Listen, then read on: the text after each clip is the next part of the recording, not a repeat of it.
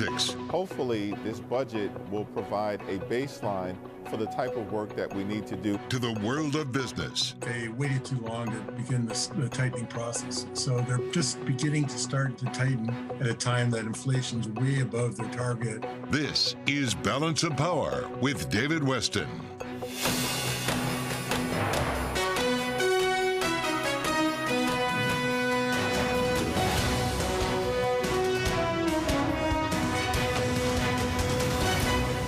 From Bloomberg World Headquarters in New York to our television and radio audiences worldwide, welcome to Balance of Power. Yesterday, at this time, we were thinking maybe there was some hope for possible discussions between Ukraine and Russia. Today, it doesn't look like that is developing the way we had hoped. At the same time, President Biden has just been talking with President Zelensky of Ukraine. We turn now to our Washington correspondent, Joe Matthew. He's host of Sound On weekdays on Bloomberg Radio. I think it's too early to get a readout, but give us a sense, Joe, from your perspective, there at the White House, what's on the agenda between President Biden and President Zelensky right now?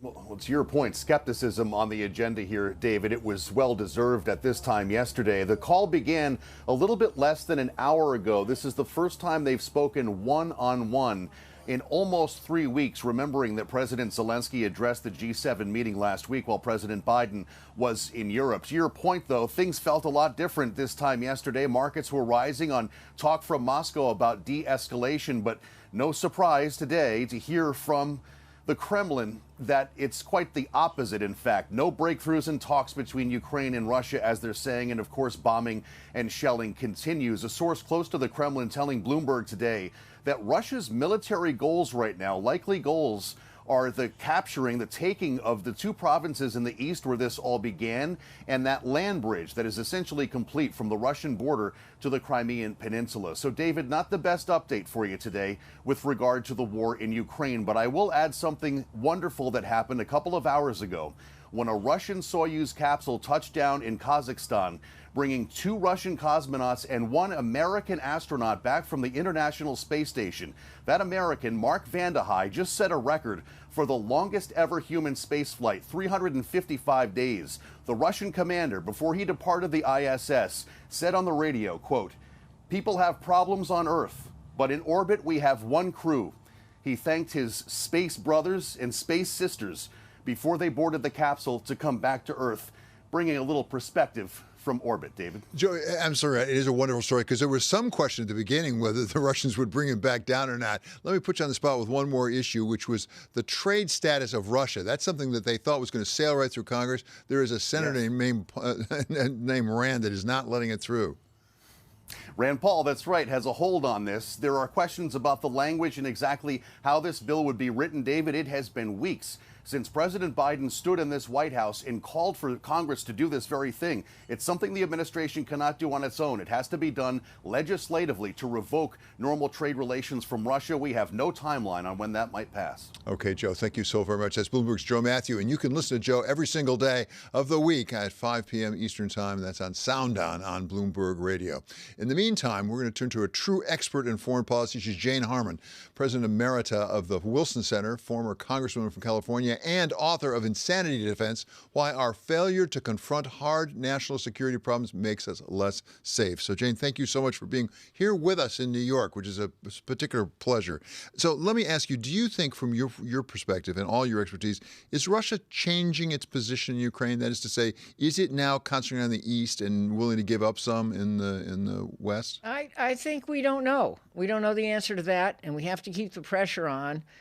It was Teddy Roosevelt who said, talk softly and carry a big stick. I think the stick part is what we need to keep focused on with more aid and more resources to the Ukrainians and more humanitarian aid. And by the way, I think the United Nations needs to get into this and set up humanitarian zones inside the country, which, as I understand it, can be approved by the General Assembly. This doesn't have to go through the Security Council and get vetoed by Russia. So let's pause on that just for a moment. The rest of the world, if I can call it that. I mean, a lot of people have been surprised at the unanimity between the United States and NATO and other democracies in really imposing sanctions on Russia. Put aside China for the moment. Where is the rest of the world? India is not necessarily with us. There are a lot of people who are not necessarily with us. Right. At the Security Council resolution condemning Russia was vetoed, so forget that. The General Assembly resolution passed, but there were 35 abstentions and 5 no votes. The 35 abstentions included Middle East countries and African countries, and it is important to understand that not everybody out there thinks Ukraine is the center of the universe. Good news that Joe Biden has lashed the U.S. back into Europe, and organizations in Europe have new purpose, including certainly the EU and NATO. But not so much the UN, as I just mentioned. And in the Middle East, they're saying, hey, people want us to ship more gas to Europe, but Europe can't transport our gas. They don't have the infrastructure yet. People want us to give back or at least loan the military aid we've gotten from the United States. What do we get for that? And what about all the other conflicts that no one's paying attention to, including unresolved conflicts, including Syria and Yemen and a lot of the wars in Africa? So they feel that we might not be there for them, even though we want them to be there for us. If, in fact, more of the rest of the world came over to the United States NATO side, would it really increase the pressure on President Putin? What does that do to his calculus? I think it would increase the pressure on Putin because there are or were trading relationships with Russia, and Russia plays big in the Middle East now. Remember, we let Russia in. We had this issue about not enforcing the red line in Syria. Remember that? Because they used poison gas. And so Russia came in and saved us by taking the poison gas away and putting it back in Russia. I just wonder if those are the stocks they might use on Ukraine. That's pretty horrifying to think that could happen. But Russia plays pretty big there, and Russia plays big in Africa, and so does China. I think the reason we want to do this is because remember the liberal world order? That thing we formed after World War II, which has kept the peace more or less with a few oopses like Vietnam and Iraq for 75 plus years. That needs to be built back better. Or built better. And if we want a world at peace with democratic values that respects human rights, we better get at it, because if we don't get at it, China, and I don't know what's going to be left of Russia, it may be vassal state of China, but China is going to form a big team and reach for people who should be on our team. What do we think we understand about President Putin's goals here, his strategic objectives? Because there was a piece in the New York Times actually today suggesting maybe what he really wants is eastern Ukraine because of the natural gas, because it's a very large natural gas reserve. Well, I think that's part of what he wants, but I think he needs a little red hat that says, make Russia great again. I don't know. It's not MAGA, it's MRGA. I think that's where he comes from, and it's kind of a messianic urge. Plus, Russian grievance. The point of my book is that after the Cold War ended, we thought we won, everybody else lost. We're the indispensable nation, to quote the late, wonderful Madeleine Albright. They're not. And so we ignored the fact that China didn't want to be us. And we ignored terrorism's rise, and we ignored Russian grievance, which, had we been magnanimous to Russia, and maybe we should be magnanimous this time if we finally get to the end. I'm not saying magnanimous to Putin, but magnanimous to the Russian people. Maybe we will build back much better. Yeah, it would have worked maybe with Germany after World War I, for example. Well, it might have come out differently. But we learned that, and it worked after World War II. Yeah, and the interesting part of this is Germany is stepping up big time to help us in Ukraine. No, exactly. That's part of the big story here. But you mentioned the liberal order that's been really in force since World War II, largely. Right. We're going to have to take a fresh look at that. But one of the things we're watching right now is a form of, if I can put it this way, economic warfare. The use of economic sanctions much more powerfully than we've seen before. At the same time, Russia clearly is trying to get around some of those, for example, through payment systems, talking with China and with India about an alternative payment system. Is that a threat to us? I think so. I do. I think if we have two world currencies, for the moment, the dollar, best as I can tell, is the primo world currency, and we maybe have an increase in all these cryptocurrencies, I think that puts us at a disadvantage, best I can tell. And I think that, again, we need a strategy around that. It's not just beat back Putin in Ukraine, but it's think about the world order going forward, in which, at least speaking from my perspective as a pro-business, pro-defense, free trade Democrat, there were a few of us. We're now embalmed in museums. But what I'm saying is thinking about a world in those terms, which I guess are Bloomberg terms too, we have to be building something that everybody wants to support. Or if not everybody, most bodies want to support. Well, it raises the interesting question. I saw an account of Hank Paulson supposedly saying that a senior Chinese official saying the problem is you have better allies than we have. And as you look at this, if Russia is more or less going along with China, or the reverse, China going along with Russia, what about the United States with Western Europe? We seem to be closer than we've been in some time. Japan, Taiwan, South Korea, that's not a bad team. It's a good team, but let's figure Israel is still neutral here. Yeah. Have we noticed this? Israel is neutral because Russia protects Israel's interests in Syria. Well, oops. We were the first country to recognize Israel. Harry Truman did that. Yeah. We've called Israel our closest democratic ally in the Middle East. And so we need a bigger team. I think it's good that the folks you named. I also think China's watching this closely. I think China made a big mistake to align itself so closely with Vladimir Putin, the person. And I think that Xi will be hurt by this. But if Putin gets away with this, or a lot of this in Ukraine, China will look at Taiwan and say, well, we have Hong Kong next. And that's something we really want to avoid. They're a very close ally of ours. Jane, such a treat to have you with us. Thank you so much for being here. That is Jane Harman, President Emerita of the Wilson Center. Coming up, President Biden's budget. Does it go far enough? With Maya McGinnis of the Committee for a Responsible Budget. This is Balance of Power on Bloomberg Television and Radio.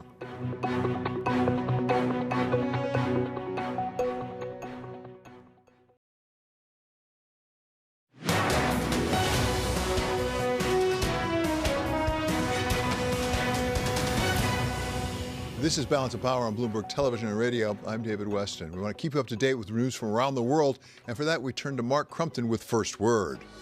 David, thank you. President Biden may invoke Cold War powers to encourage domestic production of critical minerals for electric vehicle and other types of batteries.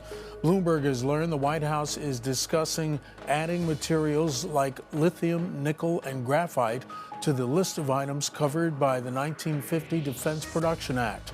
That's the same authority wielded by President Truman to make steel during the Korean War, and Donald Trump to spur mass production during the coronavirus pandemic. The number of Ukrainians who have fled the country since Russia launched its invasion almost 5 weeks ago has surged past 4 million. That's about 10% of the former Soviet republic's pre-war population. The United Nations says more than half have fled to Poland, with the Ukrainian government preventing men between the ages of 18 and 60 from leaving the country. The majority of the refugees have been women and children. British Prime Minister Boris Johnson says the UK is right to, quote, double down on military aid to Ukraine. Speaking to the House of Commons today, he also warned against easing sanctions on Russia prematurely. We need now to ratchet up the economic pressure on Vladimir Putin, and it is certainly inconceivable that any sanctions could be taken off simply because there is a ceasefire, Mr. Speaker. That would be absolutely unthinkable. Prime Minister Johnson also said the UK and its allies have to be, quote, extremely energetic in exposing lies from Russian President Vladimir Putin's regime. New York City COVID-19 cases are rising again, particularly among people aged 25 to 34. City officials say the surge appears to be concentrated in Manhattan, the most vaccinated borough. In an unusual move, the New York City Department of Health and Mental Hygiene posted a warning on Twitter today saying it strongly recommends New Yorkers mask up indoors. The warning came in contrast to the city's COVID alert system, which identifies the COVID alert level as low risk. Global news 24 hours a day, on air and on Bloomberg Quick Take, powered by more than 2,700 journalists and analysts in over 120 countries.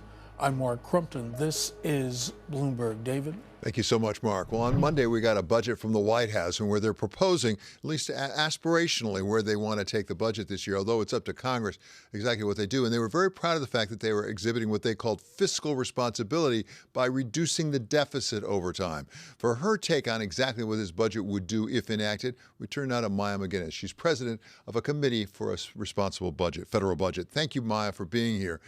So give us your take on this budget. At least they're talking about the deficit, right? Exactly. It's very welcome to hear a shift in terms of the discussion where they are talking about the importance of fiscal responsibility. And it's one of the really the leading talking points of the entire budget.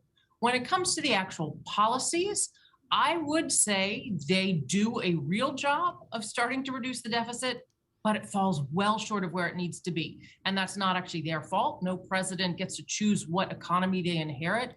And this administration has inherited a very bad fiscal situation, and there's a lot that has to be done about it.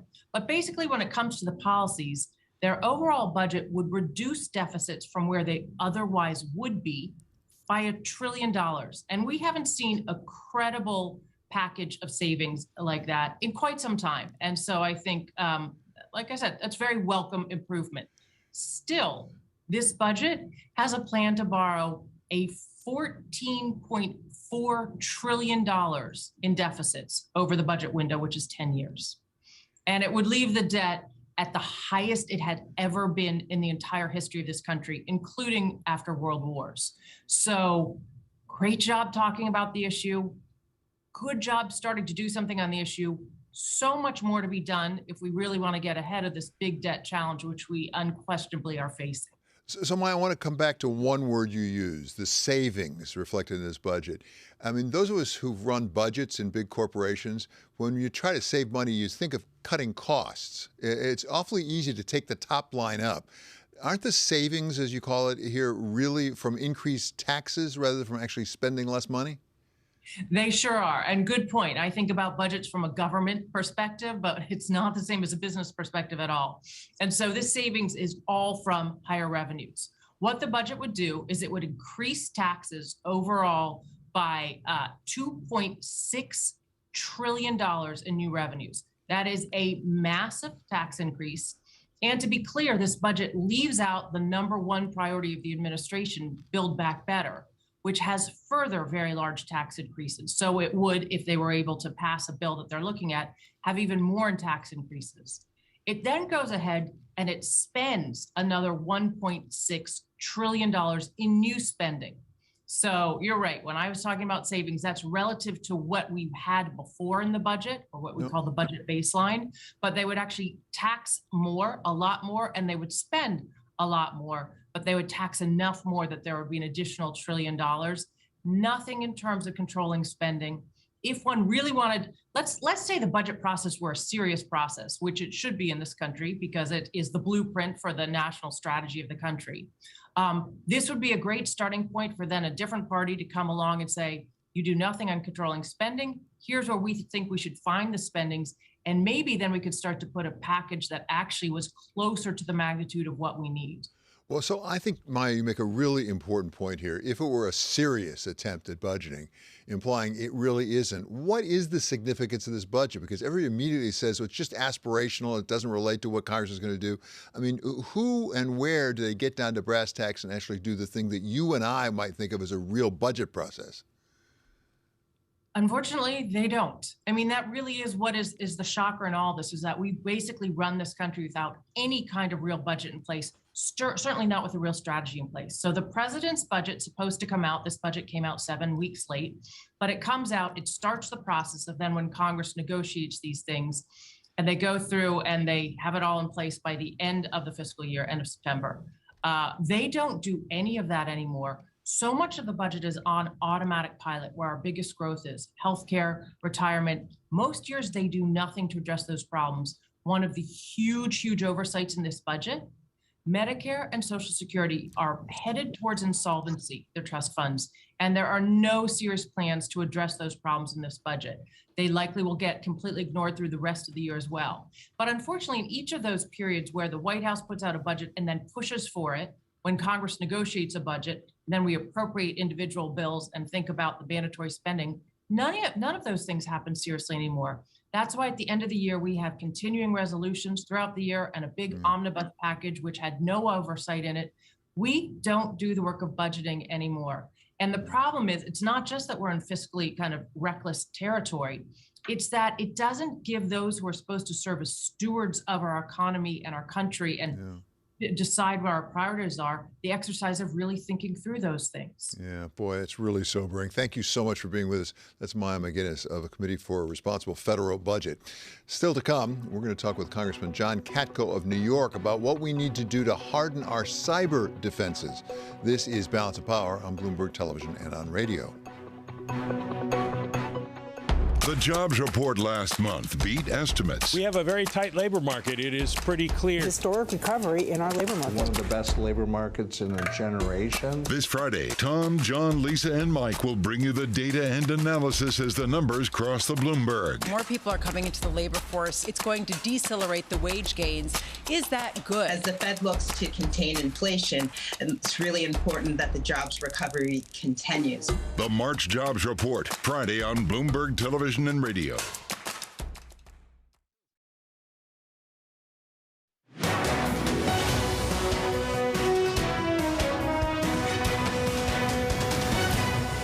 This is Balance of Power on Bloomberg Television and Radio. I'm David Weston. Yesterday at this time, there was a risk-on kind of feel of the markets, perhaps tied in part to some hopes about the Ukraine-Russia negotiations. Today, not so many hopes about those negotiations. And by the way, it looks like a little risk-off. But to explain it all to us, welcome now Abigail Doolittle. So what's going on? Well, it does certainly feel like a little bit of a reversal. Not severe, but we do have stocks down. The S&P 500 right now down about 0.5%. The tech-heavy NASDAQ down a little bit more, down about 0.6%. And of course, we have oil popping higher as the hope for de-escalation of those tensions, the war, really seems to fade on the day. Something else I would point out, though, David's European stocks weak on the day. And of course, inflation numbers for some of the European countries today really coming in sky high. Spain in particular, almost at 10%. So I think that probably set the stage in some ways, because as tragic as this war is, until it affects the corporate profit outlook, as we've talked about before,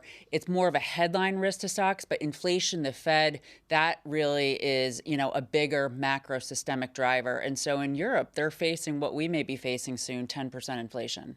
And what about earnings? What are we doing on projections for earnings right now? Well, earnings, we actually have some earnings, one of them for Chewy.com. Retail in particular coming in right now. And it's interesting, RH, the high-end version of Pottery Barn, that stock is down. They put in earnings that just were not great at all. But also the CEO making some really wild statements, even bringing up the collapse of Bear Stearns. And the reason that caught my eye, I know, it's exact, but It caught my eye because from a market perspective, there's lots of similarities to 2008. So to hear the CEO doing furniture retail, for some reason bringing that up, it kind of caught my eye. But Lululemon, on the other hand, great quarter. They raised their sales guidance, so it suggests that they think that some consumers are going to be spending money. Chewy.com, not so much. Sales outlook, not great. And the dollar?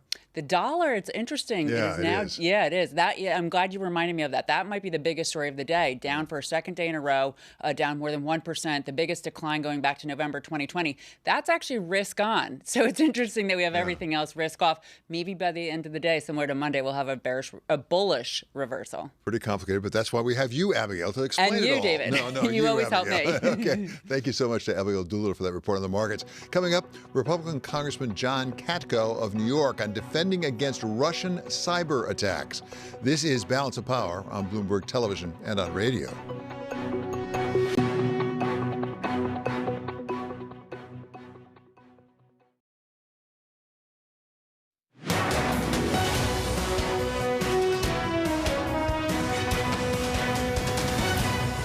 This is Balance of Power on Bloomberg Television and Radio. I'm David Weston. We knew that President Biden was speaking with President Zelensky of Ukraine, and we just got a readout of exactly what was discussed. The two presidents spoke about the continuing efforts of the United States and allies to deliver military, economic, and humanitarian assistance to Ukraine and to impose severe costs on Russia for its invasion of Ukraine. That's according to the White House.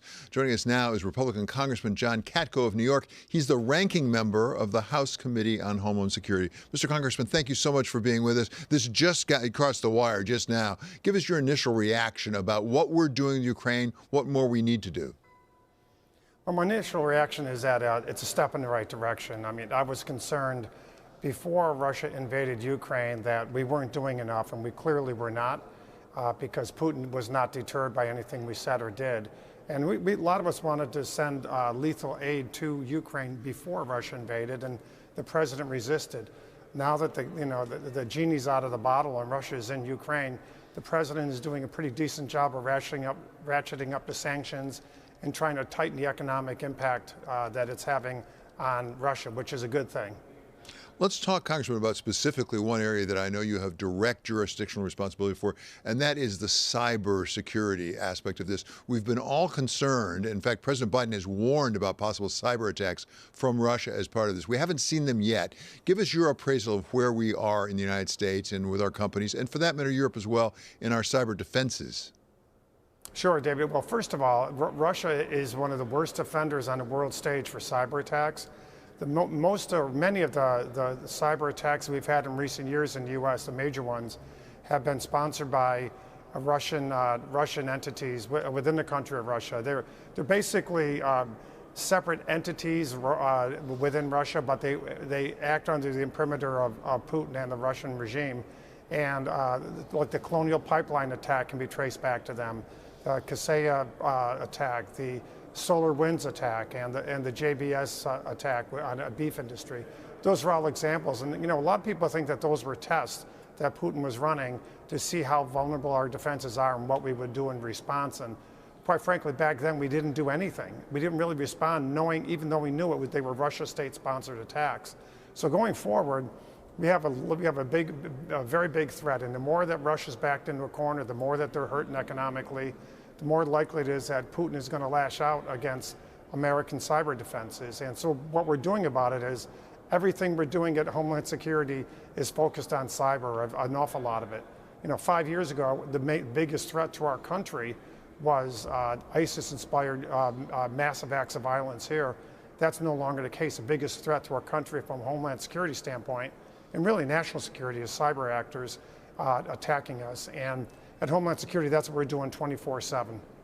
So, Congressman, in this area of cyber, one of the challenges is not just the United States government. It's not just like our military. We also have so many private enterprises, obviously, with extensive computer systems. We heard President Biden earlier really invoke patriotism in asking corporate CEOs to really beef up their cyber. Since that, are we coordinating with private companies, and do we have a sense that they are increasing their defenses?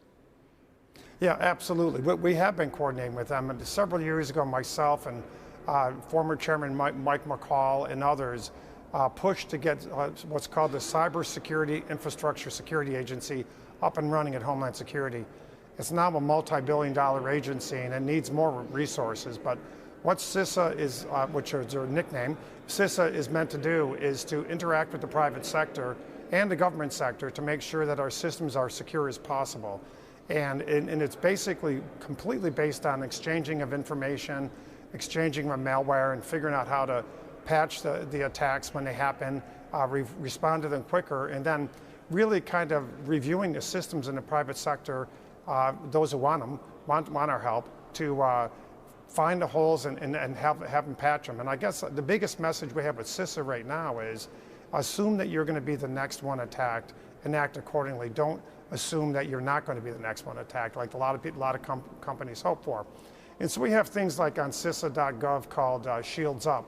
Any entity can go to that, and at Shields Up they can get help as to how to help their systems, how to make their systems more secure. We also have something we just passed into law called incident reporting. And basically it's going to be mandating that private sector companies, when they have significant cyber attacks, within 72 hours must report those attacks to CISA, not because we want to smack those companies, we don't. We want to help them secure their systems, but also learn from those attacks how to better strengthen systems for everyone nationwide. Congressman, I'm going to put you on the spot here a little bit, because one of the things we've learned from this readout that I had not seen before is that President Biden apparently said that it's the intention of the United States government to provide $500 million in direct budgetary support to Ukraine. You haven't heard about that. I've just heard about it. But do you have an initial reaction? I won't hold you to it, but do you think there would be sentiment in Congress to back that sort of support for Ukraine? Well, listen, there's a tremendous amount of support for Ukraine, and we've been getting briefings almost weekly on Ukraine, and we're going to get another one today at 4:45. And so if they need our resources, the desire is there to give it to them. And so I don't know exactly what the president is referring to, but you know, if they need the resources, we want to give it to them. You can't look and listen to Zelensky like we have, like when he addressed Congress, and not just feel some kind of emotion for what they're going through and how we can help them more. But quite frankly, we've got to do better in the future, especially with respect to China, to make more of a deterrent factor on the front end and let them understand the cost if they go into Taiwan, China, for example, or if Russia goes into another country. We can't stand for it, and we got to make sure they understand that and that there's sufficient deterrent. We didn't have that prior to Ukraine, but we need to have it now going forward on all fronts. Congressman, finally, let me broaden this out just a little bit, and that's to the president's budget that was proposed on Monday this week. There was an increase in there for defense spending. Have you had an opportunity to sort of take a look at that initially? I understand that those budgets are sort of aspirational, but do you think that President Biden's heading in the right direction? Is there enough in there for our defense? No, the president's budget doesn't even cover the cost of inflation. So in effect, it's a net decrease in spending for defense at a time when we're on the verge of possibly a war with Russia, and God forbid, I hope that doesn't happen, but we may, right? And on top of that, we have this menace of China that we've really got to be ready for. So basically, we are basically having to prepare to deal with two major military possible conflicts in the world, in Europe and in China. And the president, in effect, with his recommendations in his budget, are saying we should cut them because it's not even keeping up with inflation. Not only should we be keeping up with inflation, we should probably be plussing up the budget to make sure that our resources are there and we are fully ready for anything that comes before us. The American people deserve that, and the world needs it. Congressman, thank you so much. You're always so helpful, and I really appreciate you being willing to really go with the news as it broke here. That's Congressman. No sweat. John Katko. I know for you it isn't. That's right. Congressman John Katko, a Republican of New York. Now we want to keep you up to date on news from around the world, and for that we turn to Mark Crumpton with First Word. David, thank you. Russia says it's regrouping its forces in Ukraine in a push to complete the takeover of the eastern Donbas region. It's the latest sign that Moscow is not slowing all military activity, despite a pledge to cut operations near Kiev and Chernihiv. Yesterday, Russia claimed it was cutting operations in those areas in what it called an effort to build confidence amid talks aimed at reaching a ceasefire. White House Chief of Staff Ron Klain says he believes President Biden's approval rating will rise in the coming months. Klain spoke on the David Rubenstein Show peer-to-peer conversations earlier this month for an Economic Club of Washington, D.C. event. I fully accept the fact that the American people are more show me, not tell me. And what they want to see is they want to see that we really have reached a new way of managing COVID. They want to see we really have not just created jobs, but the jobs are going to stay, the wages are going to go up. They want to see that the economic recovery is real and sustained. I think the political credit will follow from that. To see more of that interview with White House Chief of Staff Ron Klain, watch the David Rubenstein Show, peer-to-peer conversations tonight at 9 p.m. here in New York on Bloomberg Television. The House of Representatives will take up a vote this week to federally decriminalize marijuana. The measure would expunge convictions and place a tax on sales. A version of the bill made it through the House in 2020, but the Senate never took it up. Senate Democrats are now crafting their own version of the legislation. 37 states have legalized marijuana for recreational or medicinal use. Maine Republican Senator Susan Collins says she plans to vote to confirm Judge Ketanji Brown Jackson to the U.S. Supreme Court. That ensures that Judge Brown will take a seat on the court with bipartisan support. Senator Collins said she had a second meeting with Judge Jackson to deal with lingering concerns. Senator Collins' support avoids forcing the vote through the 50-50 Senate, with Vice President Kamala Harris breaking the tie. Global news 24 hours a day, on air and on Bloomberg Quick Take, powered by more than 2,700 journalists and analysts in over 120 countries. I'm Mark Crumpton. This is Bloomberg. Thank you so much, Mark. Coming up here, Tyler Goodspeed of the Hoover Institution on the economy and the importance of the jobs numbers coming out this Friday. This is Balance of Power on Bloomberg Television and on radio.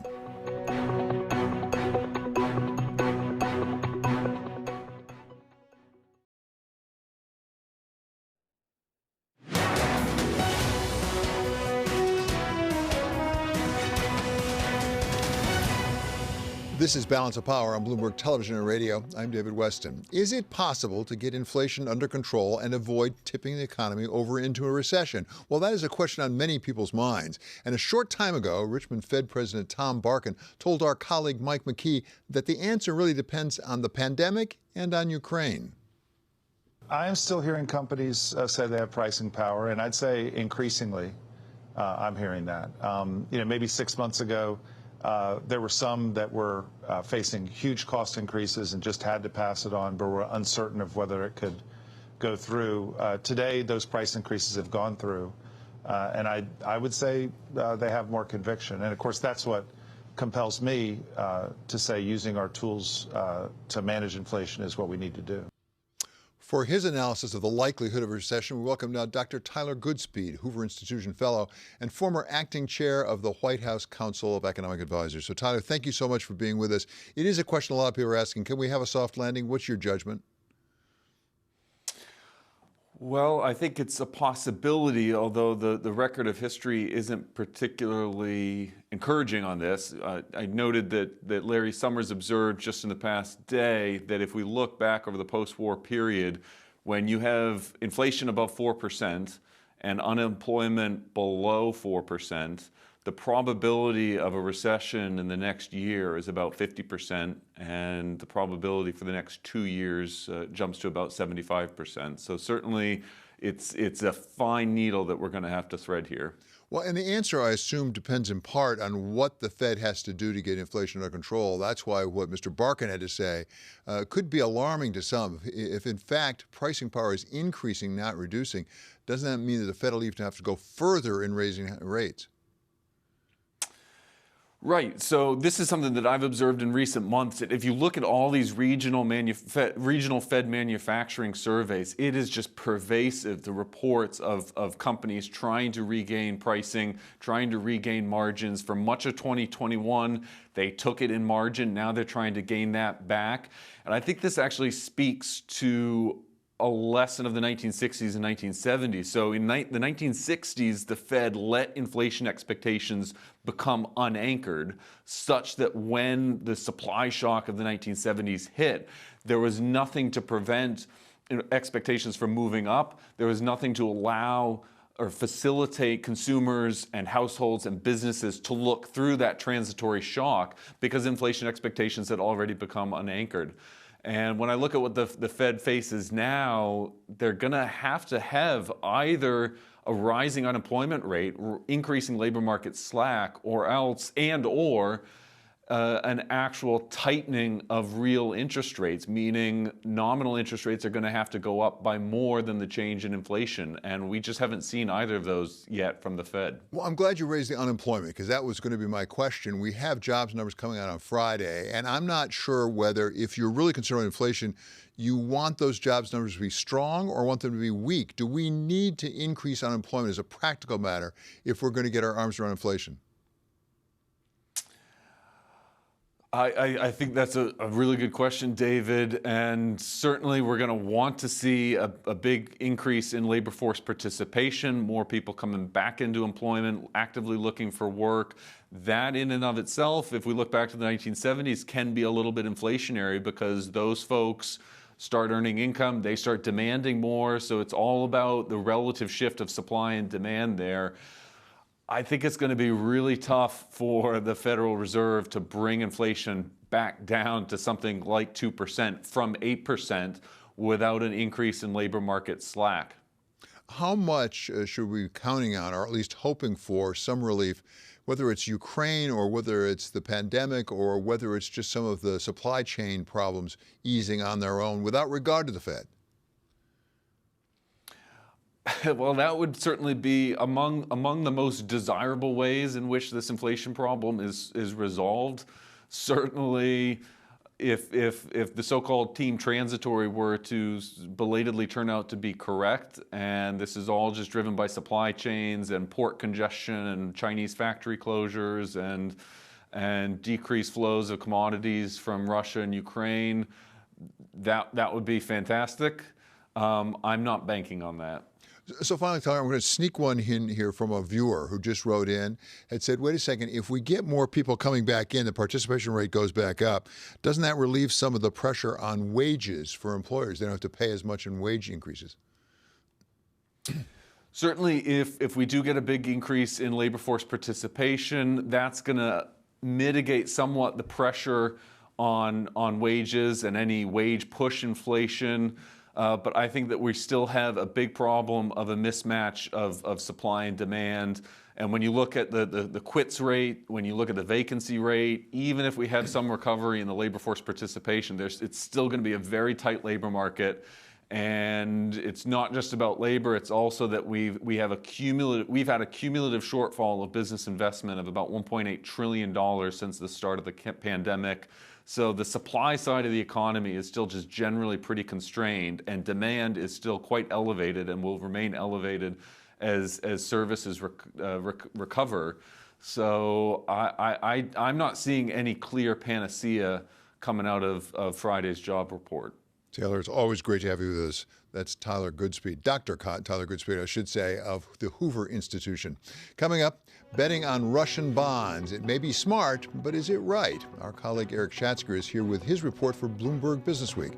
This is Balance of Power on Bloomberg Television and on radio.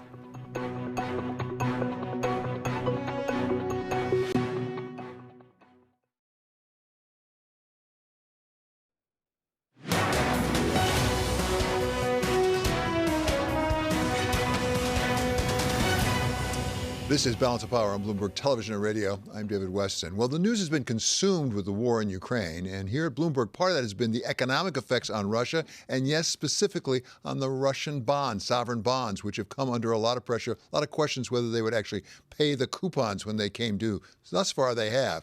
So Eric Schatzker, editor-at-large at Bloomberg Businessweek, has now looked into this question about what kind of investment is it right now to actually invest in China and Russia bonds, a distressed debt, I think I would say at this point. Sure, it's distressed, David. It exceeds the definition of distressed by several degrees of magnitude, and it's all because there's been a stampede of selling since Vladimir Putin insisted on invading Ukraine. There are all kinds of investors who either can't or have no desire to own Russian debt any longer. The question is, of course, who does? Well, and part of the question is, are you going to make money off of it? I mean, one question is an ought, and one question is an is. I mean, are you going to make money off of it? Well, that remains to be seen, right? Very few of us are good at predicting the future, but what investors are prepared to do is to bet on outcomes. And if you're buying a bond, it's not like buying a stock. You're not anticipating necessarily growth. All you really care about is whether you're going to get paid back.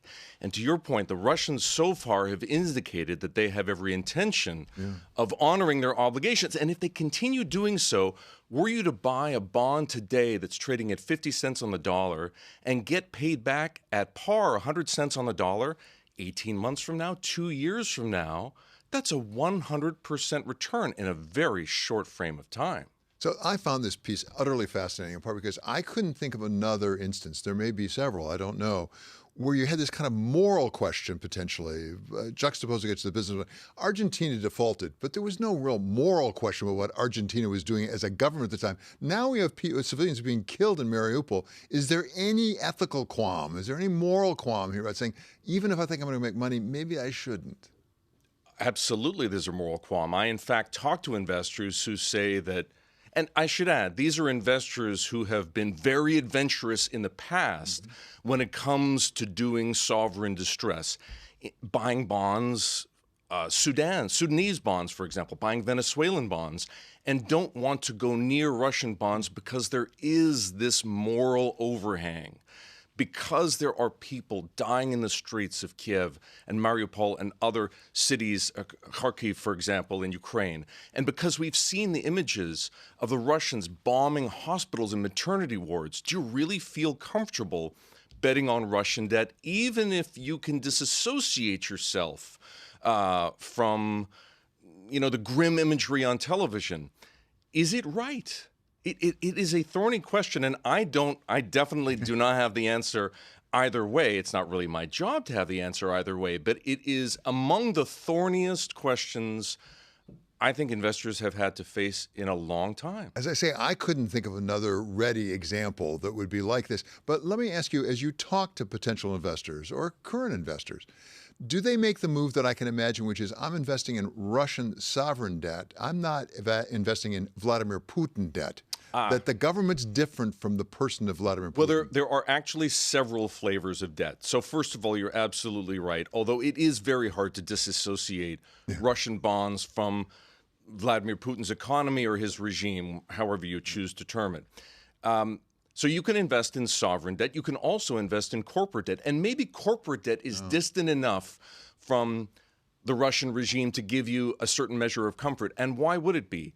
Well, in the case of Russian sovereign debt, you're just betting on whether Putin's going to repay you. There is no claim on government-owned assets. But if you buy corporate debt, let's say it's the bonds of a company whose signage we've seen here in the United States, Lukoil. If you buy Lukoil bonds and Lukoil defaults, you at least have a case in a Dutch court or in a British court, depending on which law it's governed by, and maybe take control of those assets. Exactly. Assets you can attach as well. Thank you so much. As I say, a terrific piece. You need to read it. That's by Eric Schatzkar of Bloomberg Businessweek.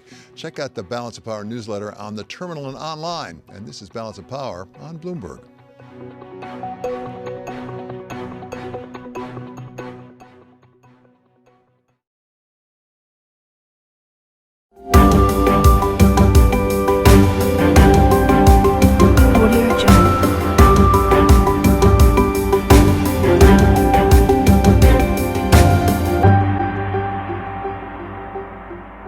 Audio Jungle.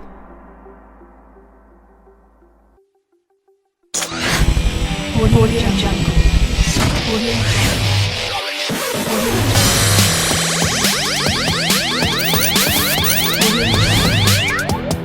Audio Jungle.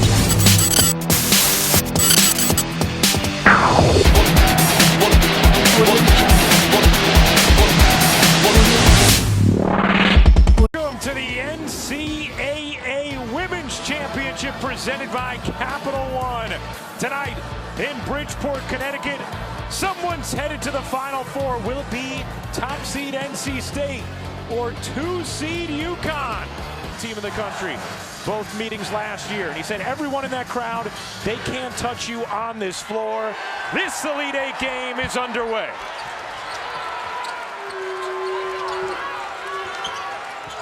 Here is Fudd. Fudd finding some space, unable to hit. Followed it up, slapped it on the floor, but grabbed by Kayla Jones. Taking a look at our Capital One starting lineups. NC State with great continuity. Perez, Crutchfield, Brown, Turner, Jones, and Kinane, and an early bucket for Kayla Jones. Both teams starting out in man-to-man defense. NC State worked on that play yesterday in their practice. Nice early look. You see the UConn starting five. Paige Beckers, AZ Fudd, the #1 recruits in the nation back-to-back years. Fudd, the freshman, gives UConn another chance here. Williams, cut it! On a three, and Gino Auriemma told us earlier today, Rebecca, watch out. The importance of getting to the glass. Connecticut with a nice offensive board on the last possession. Perez, the rainbow, a little too strong, and Aaliyah Edwards, who was a major factor in the Sweet 16, on the rebound. Williams spins it up and in. Williams trying to find an angle, and Brown Turner held her ground nicely. Wow, nobody guarded Kayla Jones, who hits the baseline jumper. First time these teams have met since 2007.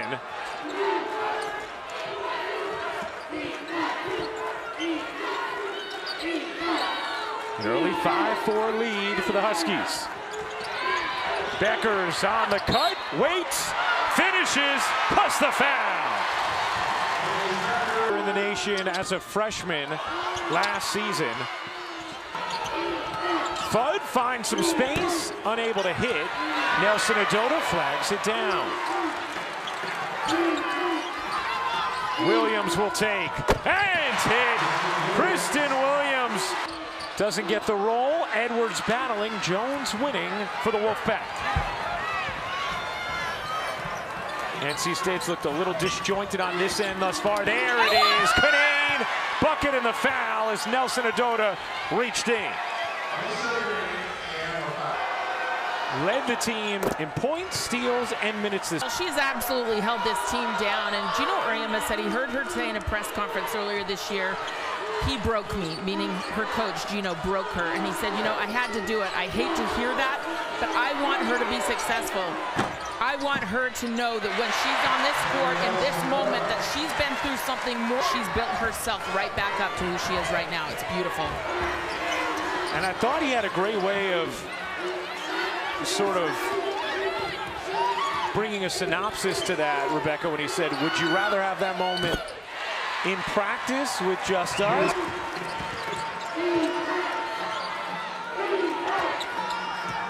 Beckers. Perez trying to stay attached to Fudd. Nice big-to-big passing. Nelson Adota to Edwards. For Nelson Adota leads the UConn team in assists. She is terrific in the high-low. One of the best passing bigs in the nation. Crutchfield, she got it. Kai Crutchfield lives credible in the fourth quarter and the second half in general against Notre Dame. Westmore said, now we just need to get her to do that all game long as Williams has two more.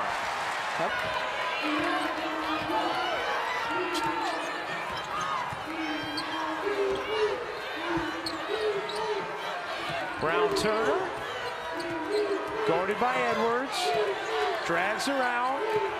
8 to shoot inside of a minute to go in the first quarter of this Elite Eight matchup. Perez fires away and hits. What a tough shot. And he whistles so far. First three of the game for NC State.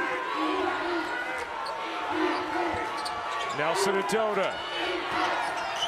Oh, nice cut. Fudd gets the foul called. And AZ Fudd will shoot two. Both hands spread. Fudd misses short. Paige Beckers has to encourage her, hey, keep shooting. You're an amazing shooter. That happens to freshmen sometimes. Yes, it does. Even the most talented ones.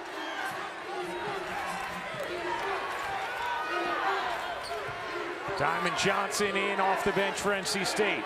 5 seconds left in the quarter. Johnson trying to find space, cuts through, misses the layup, and that'll do it for the first quarter. Connecticut leading by 2. Taking care of the basketball was the #1 key in this game against UConn. 4 turnovers thus far for the Wolfpack. Fudd gets some space and cans it. Extending their full court pressure. Nika Mule, the Big East Defensive Player of the Year. Johnson kicks. Boyd dishes. Crutchfield, who had 13 in the second half against Notre Dame. Canane draws the double. Great find. What a cut. Boyd alone for 2. Connecticut spent a lot of time in their shoot around today. I think that's why Gino had his arms out like that. Here's Westbrook. Giving it up. Uhas. The little crossover. And flips it in. Off of it. The Big East Defensive Player of the Year. Westbrook gets some space, gives it up. Juhas. Nope. Mule, offensive rebound, and flips it in. Finish it. You've got to exhaust that if you're NC State. Kristen Williams was on Elisa Kanane. Right, no need for that shot yet. No. Westbrook gets free. Timeout and skiing. Certainly feels like Connecticut's defense has been speeding up NC State in the quarter court. Johnson into the lane, nice setup. Boyd got hit. Surgery this morning at 6:30 a.m. according to his coach Jay Wright, and in March Madness any longer, and it just gave me chills when she said that. I'm playing for him. Gives me chills. Taveri. Beckers after picking up the personal. Mule, ball fake, penetrate, kick, Fudd. No. Juhas, another offensive rebound. She's going to the line. Lavina Westbrook had gone over to see Dorka and came away in tears as she went over. This is a Connecticut team that has all season long. He's in coaching. Edwards coming in to shoot the free throws. How much he has been through in the course of his career. Boyd running the floor, gets the whistle. And they do have a seldom used, but she has played in 13 games this season. So that is another blow to their post depth right now for the UConn. This challenge, Boyd now 4 of 4 from the line. Fudd stops on a dime and pops it in. She's led them to some pretty impressive places. Fudd gets a look and pans it. AZ Fudd is lethal. 9 points for Fudd. Brown Turner looking for help. Finds it in Crutchfield. Brown Turner being ridden all the way in. Doesn't get the roll. But we'll go to the line to Page last season, AZ this season. But it makes me better. That Page is relentless. That's important, right, for a great team. It can't just be the coach who is holding the players accountable. It has to be the teammates as well. Fudd has the last 5 for UConn. Beckers will take those 2. Just 22 thus far in his first half. And a whistle as Brown Turner goes on over the limit. So Brown Turner, their offensive rating than NC State. Points thus far in this first half. And only 33% from the field. Ducharme, a little too strong. And NC State down just 8, a chance to creep a little closer here. Crutchfield accelerates, curls, and finishes. What a move. Halfway down. You're not going to get much more open than that after the offensive board. Brown Turner's had some good looks as Williams answers on the other end. Just couldn't finish it inside. Brown Turner now 0 for 5 from the floor. NC State's 2 for 11 in the second quarter. Beckers got it into Williams, rejected by Kanane. Couple beautiful blocks the last couple of possessions by NC State on that left side. 2 for 1 opportunity if NC State wants it. Kanane trying to go quickly, separates and finishes. A slight differential game in shot clock. This has been a nice response from NC State. Well, as much as it's felt like UConn's been in control this half, it's a 6-point game. And we've seen all season NC State extraordinarily resilient.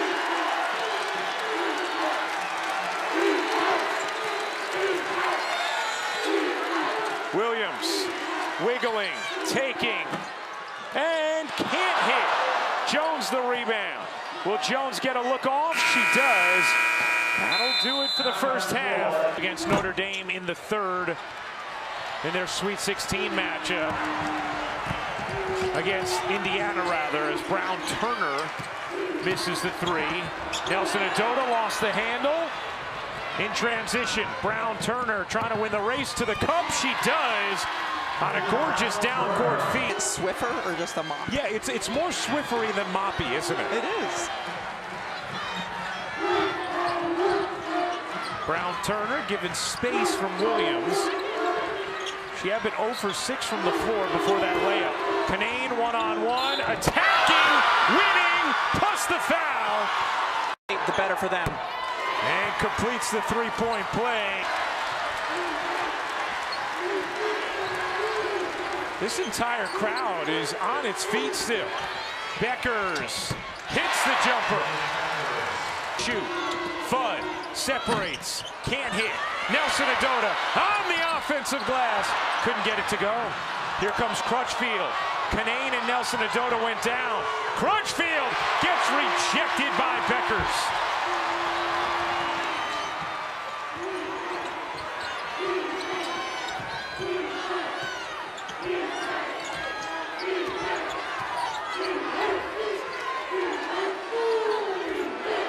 Beckers, pull-up jumper is good.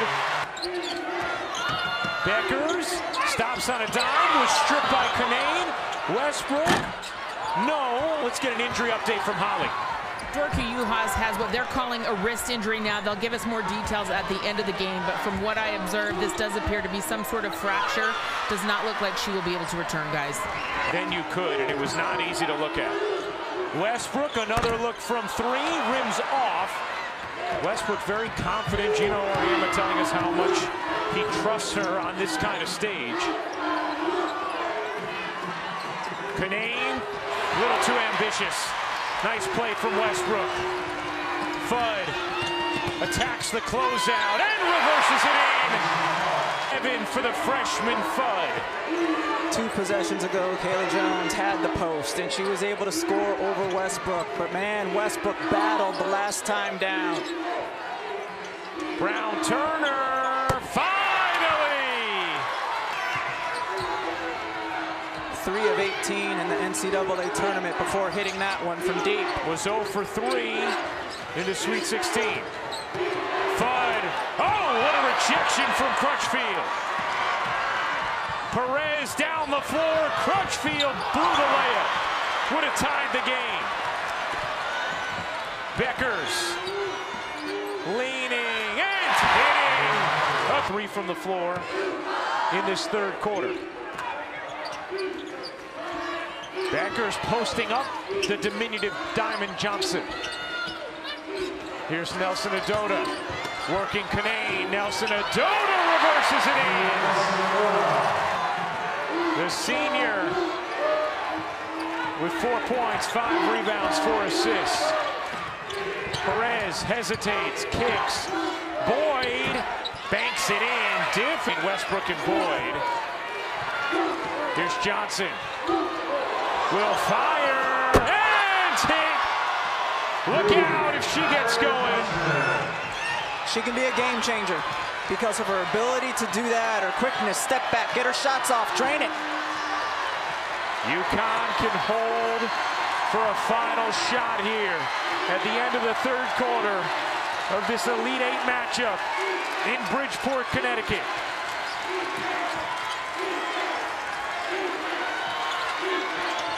Knocked away by Boyd. 3 seconds left in the frame. Page lobs. Nelson Adota left it short. 1 point game.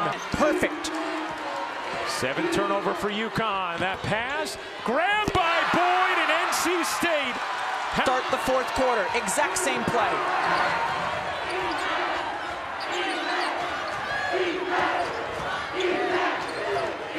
NC State, the much more veteran team, as Fudd says that's okay. This jumper doesn't need experience. South Carolina and Stanford have already punched their tickets to the Final Four. And how about this? They are going to leave Nelson Adota on the floor with 4 fouls as Hong Kanane the rebound. We talked about NC State struggling from 3. Connecticut is struggling from 3 as well, except for Azzi Fudd. Johnson again! Try and have it happen a 4th time tonight. Williams thought she was getting free throws. She was not. Westbrook will fire and hit. By the way, Paige Beckers out, Nika Mule in for UConn. This was a lineup that worked well in the first half in terms of extending pressure against NC State. Brown Turner pirouetting into a bunny.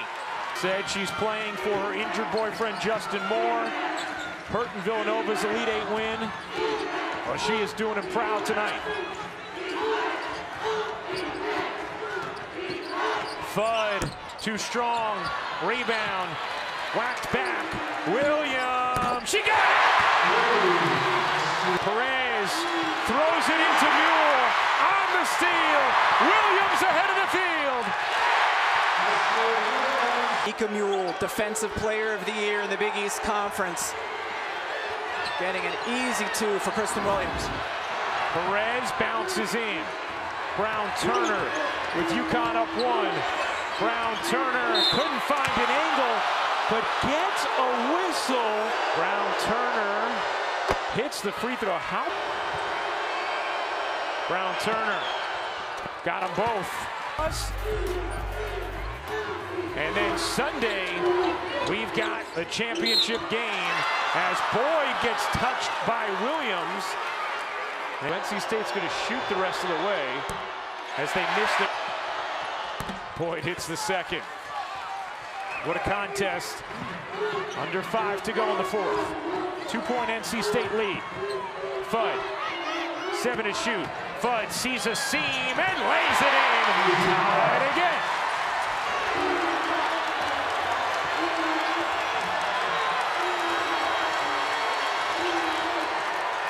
Boyd gives it up.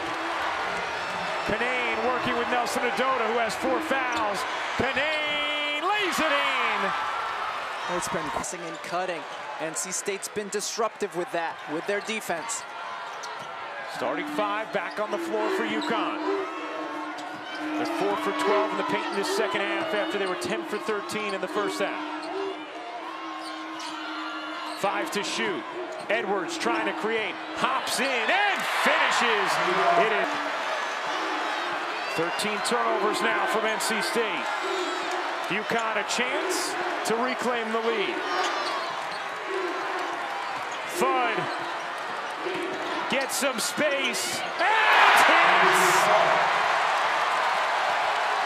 How cool is this customer? Mom and Dad know it well. Crutchfield had some space, didn't take. Kanane redirects. 2-point UConn lead. Johnson through the lane, flips it in. What a move from Diamond Johnson. Which players are going to play great and lead their team to the Final Four?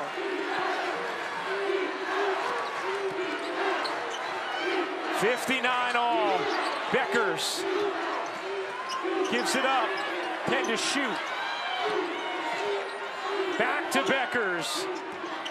Leaning jumper is money.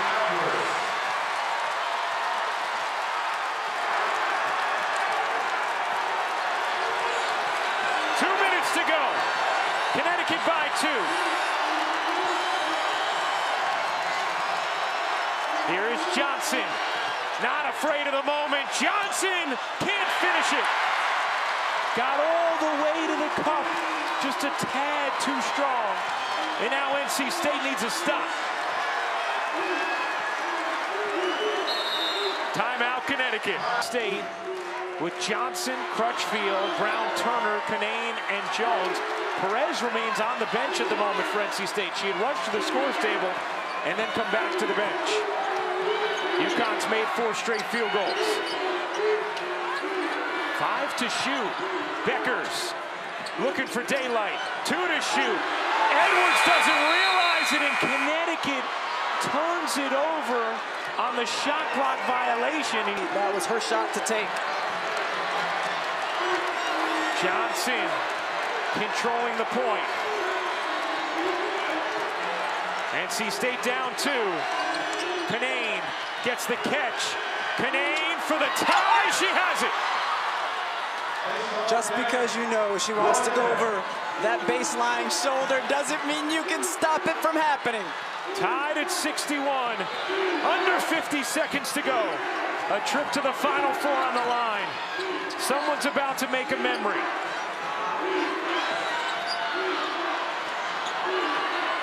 Beckers into Fudd. Edwards burrowing in, can't finish it. Nelson Adota rejected, another chance and a foul. But Nelson Adota at the line misses the first. Second free throw, no good. Rebound Jones, and NC State can hold for a final shot. Jones, Brown, Turner, Canane, and Johnson for NC State. Jones being pressured, here's Johnson. Johnson gonna let that clock wind. A trip to Minneapolis is on the line here. 12 seconds left. Johnson with 10. Canane up high. Johnson with 6. With 5. Johnson makes her move, looking for space. Crutchfield, no! And we have overtime. Pump it up. And Perez back in there for NC State. Controls it. So Johnson on the bench, Perez back in for Westmore.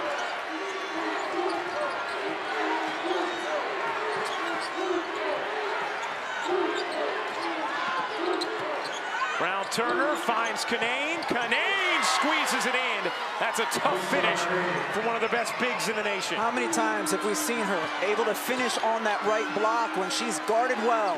Now remember, both teams are in the bonus. It does not reset at the start of overtime. So both teams shooting free throws. Nelson Adota on a gorgeous delivery and a chance for 3. Nelson Adota, who missed 2 at the end of regulation, misses another here. UConn is 1 for 8 from the line. If they don't win, that's going to be the thing Gino Auriemma can't sleep about. Perez, about 90% of this crowd on its feet. Beckers swooping through, gets the whistle. Beckers hits the first. Team from the stripe. 2 big ones from Beckers. Lead.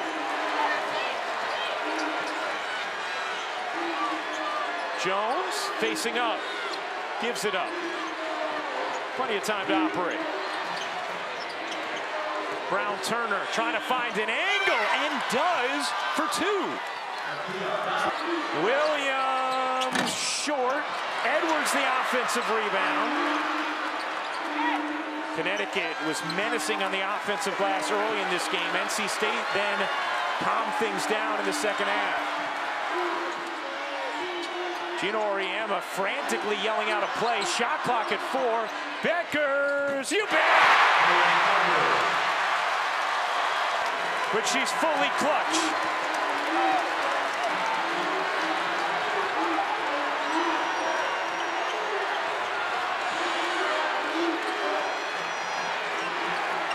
Jones kicks, Crutchfield, speaking of clutch, connects.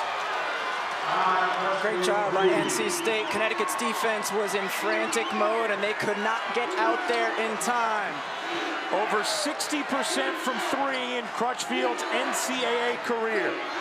This is her 13th tournament game. Beckers again!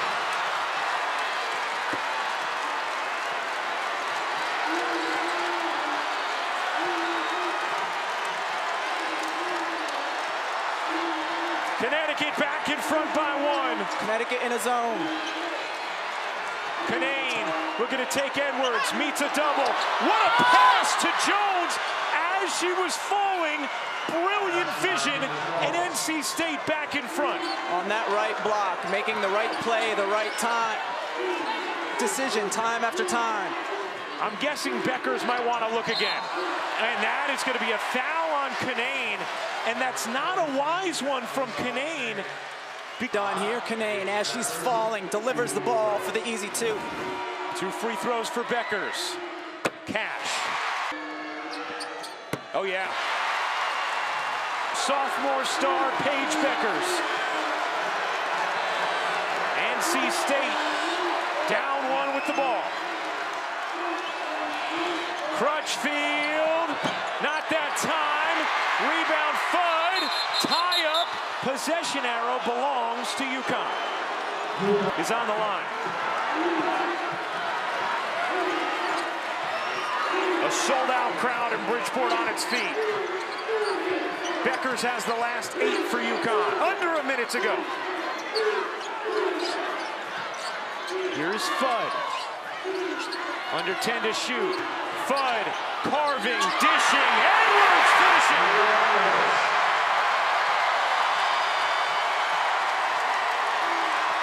NC State has 3 timeouts. Will they take one? They will. Nelson Adota guarding her with 4 fouls. Here's Perez. NC State down 3. Crutchfield pops open, bounces in. Jones taking a lot of time here, trying to find a seam. She does. Lays it in. Looked like there might have been contact as well. No foul called. It's a 1-point game. And now Connecticut will take. No, just don't want to foul Paige Beckers. That's right. Shot clock's turned off. Oh, wow. Foul called right away. Fudd hits the free throw. Watching anxiously. Fudd has them both. Never a doubt. Lead is back. Trailing by 3. Here's Perez. Over to Brown-Turner. Guarded by Fudd. Brown-Turner to the corner. Crutchfield got fouled. She got fouled shooting 3. And Kai Crutchfield will have a chance. Hammer screen on the other side. Aaliyah Edwards contests. Got the first. Crutchfield misses the second. This if you're Crutchfield. She does. 1-point game. Connecticut ball, and Gino Auriemma will take a timeout. Gets it into Fudd. You'd rather not put Fudd on the line unless you have to, and they might. Fudd evades Kanane. Harassed by Perez. Fudd throws it to Edwards, and a timeout taken by Gino Auriemma. A lot of time went off the clock. Final seconds against Notre Dame. 10.9 to go. UConn inbounding. Edwards gets it back to Beckers. NC State has to foul, and they do with 6.2 to go at the line. Beckers got them both. 6 straight. Here's Perez, 4 seconds left. Perez floats it, Brown-Turner for the tie. Got it to go with .3 remaining. Brown-Turner ties it at 77. My goodness, what a contest. The officials just confirming the 3 here. That's the stoppage. 6.1 is a lot of time. Flare screen by Kanane. Well contested by Beckers. Look at the reaction. What a play drawn up by Westmore and his staff. And the NC State bench goes wild. On is gonna need a prayer, or it's gonna be double overtime. Beckers doesn't get it off. And we have a second overtime to jump it up. For the first time in the Elite 8 or later, we have double overtime as UConn wins the tip.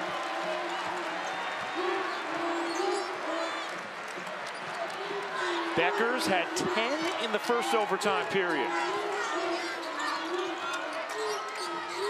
Here's Fudd around the Nelson Adota screen.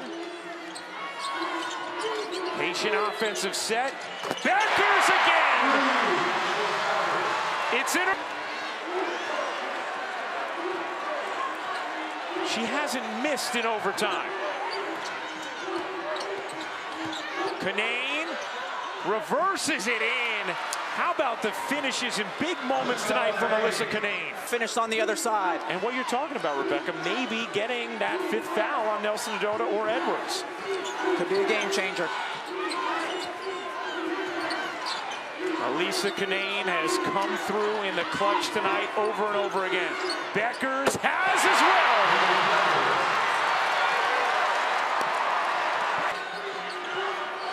Three-point UConn lead. Kanane wants it. Brown-Turner drives it, flips it, can't hit it. Edwards, and a foul. Becoming. And I said, who? This in the overtime, I think I'm starting to believe it. He throws. She's improved greatly there, over 80% this season. 5-point UConn lead. Brown Turner on the attack. The kick. Crutchfield, they need it. They have it. On a three. To live up to that nickname of Kai Crutchfield. 2-point game. That 5-point lead a moment ago was the first lead greater than 4 for either team since the third quarter. Williams. Denied by Kanane. Looking for help. Flips it out. Fun. No. How about Edwards?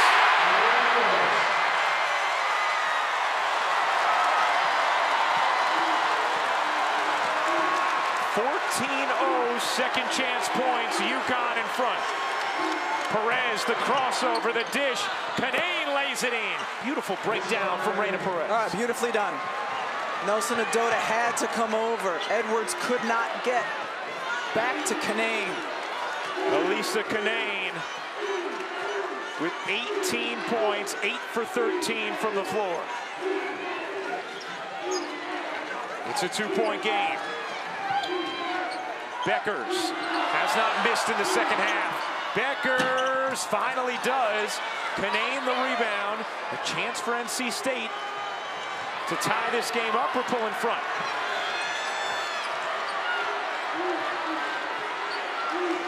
Perez, the veteran leader, directing traffic.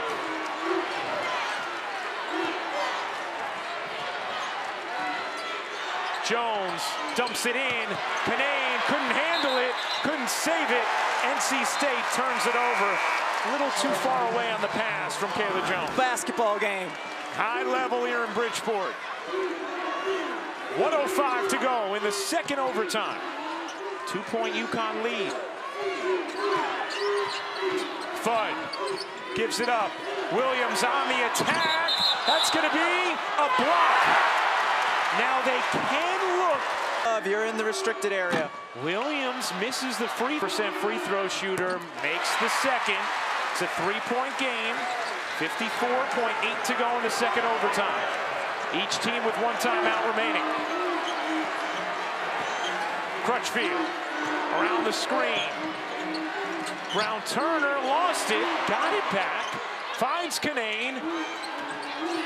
Perez will take, no, rebound, Boyd, and a foul's called on who? It'll be on Edwards, and that is her 5th.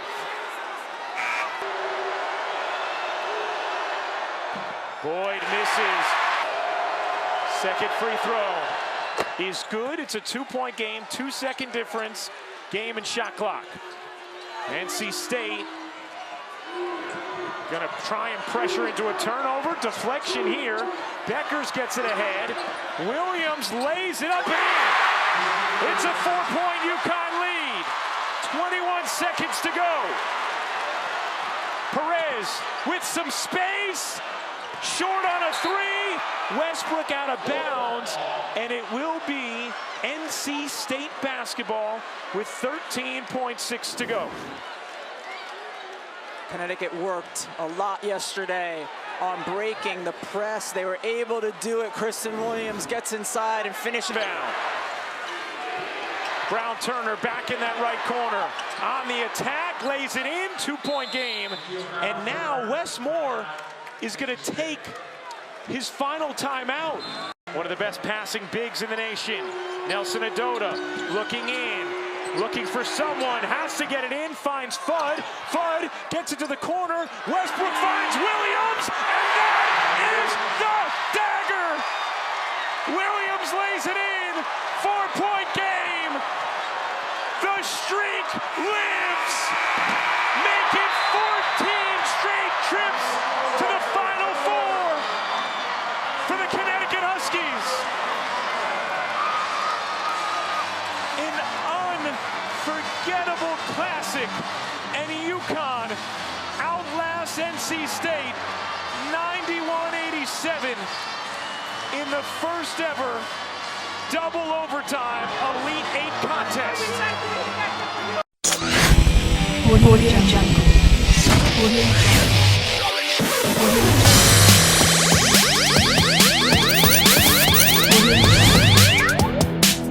Jungle.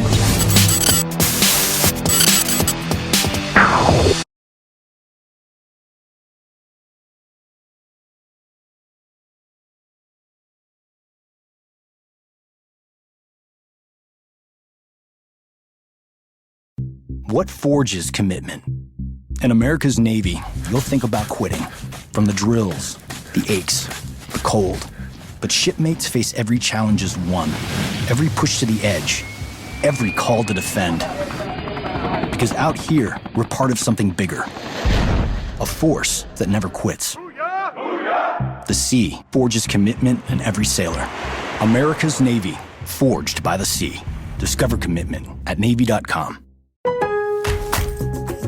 There's only one place to find the most recognized brand in carpet, Stainmaster, and that's at Lowe's. Right now, get free basic installation with the purchase of Stainmaster carpet and pad, $4.99 or more. Lowe's, home to any budget, home to any possibility. Install available in-store only. Requires non-refundable site assessment fee. Fee is credited to final project price if bought through Lowe's. More charges may apply. Not available in all areas. See Lowe's.com for details, exclusions, and licensure. Valid 2/19 through 4/13. U.S. only. This is the FCB Radio Network, home of the best personalities and where real talk lives. Online at fcbradio.com. FCB.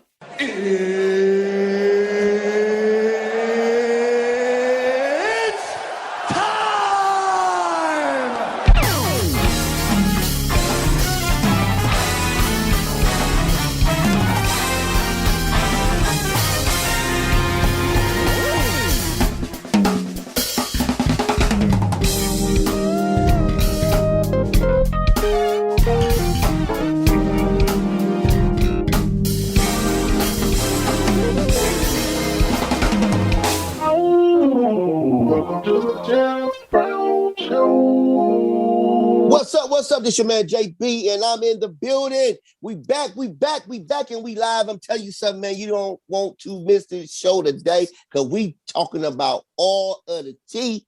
Got my man Dario in the building, the Kingpin himself. I call him Reverend Do Wrong, but today his name is Reverend Do Right. Mr. Liberty himself is in the building.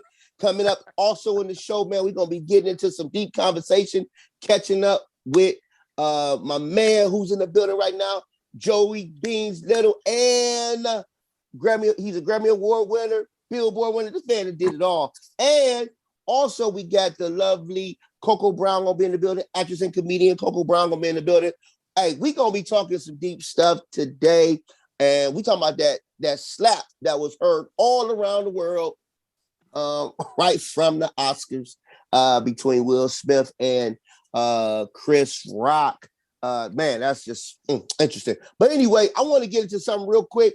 Hey, Darvio, Joe, you know the Browns just acquired Deshaun Watson, superstar quarterback from the Houston Texans. As everyone know, currently right now, he has been fighting sexual assault and allegations. He recently was found before a grand jury. His case was heard before a grand jury, and they decided not to indict him twice. So 2 different grand juries decided not to indict him, but he still have over 22 pending civil cases regarding sexual assault.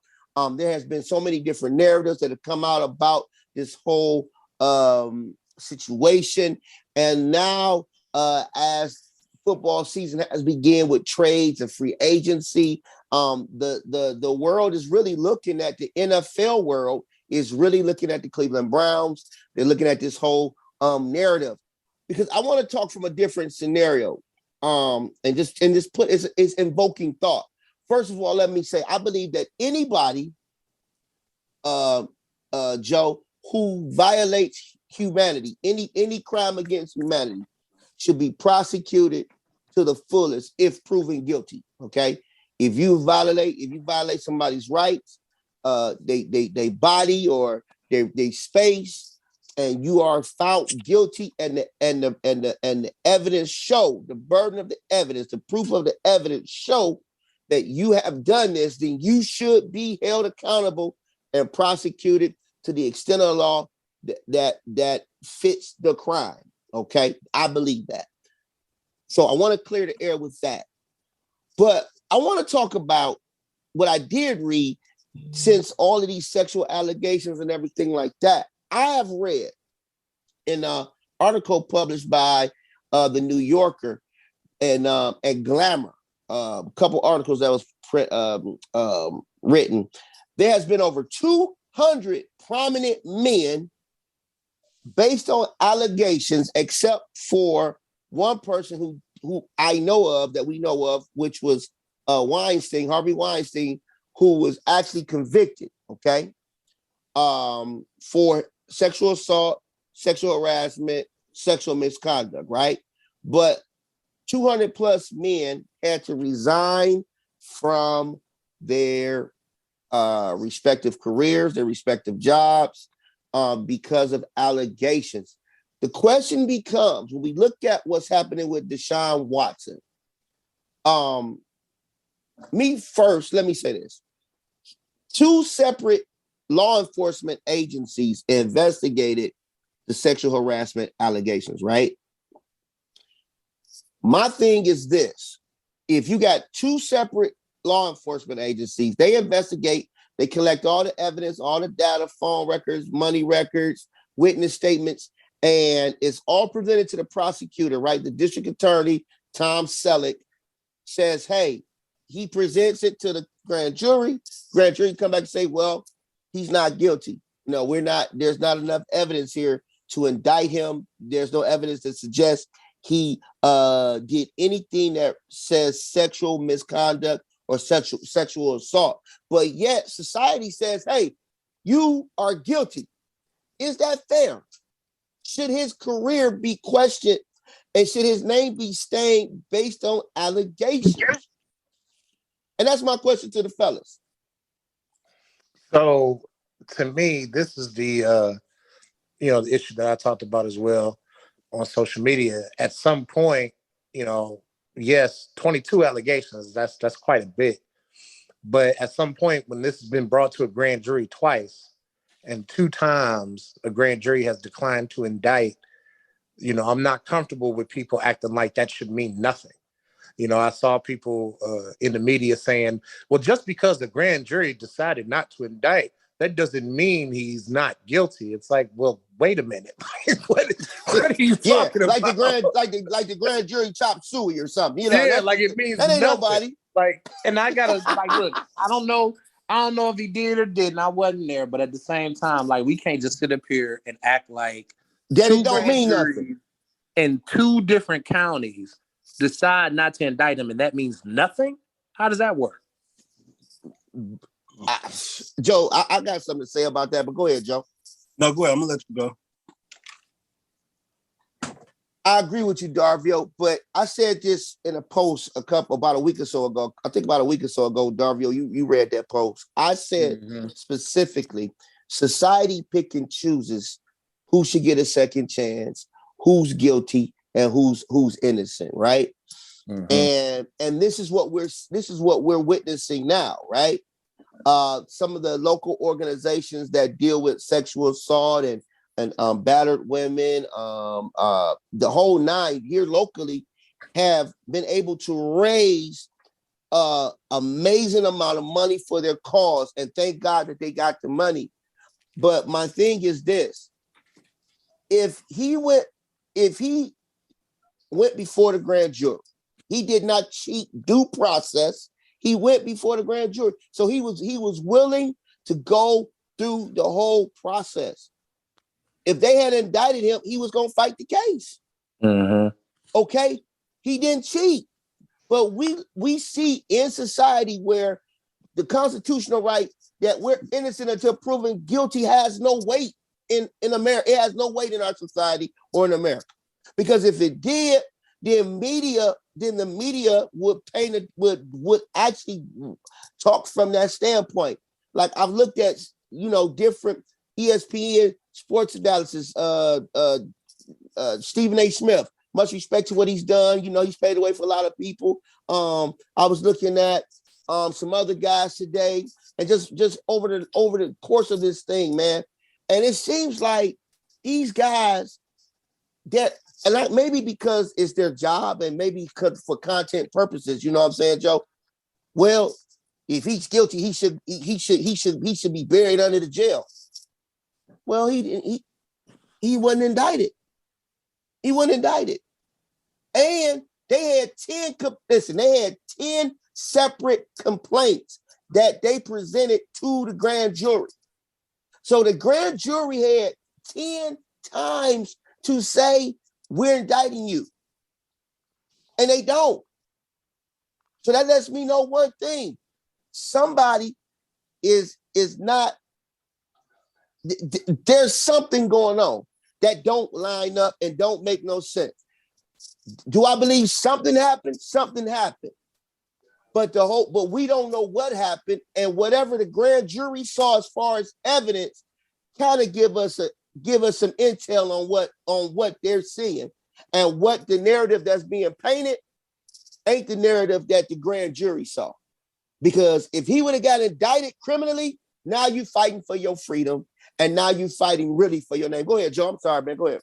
No, it's all good. Thank you, Jeff, for allowing me to be on this platform yet again. And what I do have to say about this situation is that did something happen? I don't know. I can't say something happened. And one thing that we, as people always do, we know that something happened. We don't know if something happened. There's a lot of things that I say I don't know. And I don't know because I wasn't there. I didn't read no documents or nothing. So who knows? Only the court knows. He's a black man. And you know how hard it is being a black man out here. And you know, if they can hang us out to dry, they will. So that right there, I mean, even with OJ, I mean, they wanted to hang him out to dry, but if you can't do it, you can't do it. So therefore, this man is innocent of any criminal charges, period. He's innocent by the court of law as a black man in a white racist country. He beat it. So in Texas. Exactly. So twice. He's innocent. Right. Twice. He's innocent. Just as OJ to me, I don't know what happened. But they wanted to railroad him so bad. They didn't. They couldn't. Now we have the civil suit, which is always some bull crap to me. Because if the civil suit goes down and they charge him, now he's guilty of civil, and people don't think they like he guilty. Because he's still up for trial for civil. So they waiting for the civil to go down to say, hey, he has to pay. You know what I'm saying? Because of this. Because civil is totally different from criminal, and people don't know that. Since they don't know that. Since he didn't do that, And since the guidelines, we can't get him criminally, we're gonna get him in his pocket. And the guidelines are totally different. The burden of proof is lower, much lower. Yes, it is. In criminal case. So, hey, Joe, I'm glad you said that. You know, there was some media outlets that came out and said, and I think you talked about this too, Darvio. Well, the grand jury is flawed. Well, how's it flawed? That's not his problem. You know what I'm saying? The evidence was presented before the grand jury. That's the system we got. Love it or hate it. That's the system we got. Deshaun Watson's fault that the grand jury system is flawed. That ain't his fault. Man, listen, if this dude was the monster that they say he is, he would have been criminally charged. Now, I seen today they have a disposition where a lawyer was grilling him, and they have it, and it's out here. It came out today. And the lawyer asked him, is it true that you was looking on the internet for different women to massage you that wasn't licensed, professional, and you have massage, you have all that for your team. You have professional masseuses who tend to each and every athlete that caters to the athlete. Why are you going on the internet seeking out massages with people that are not masseuses or professionals or certified or possibly did? He's blazed like I wasn't aware.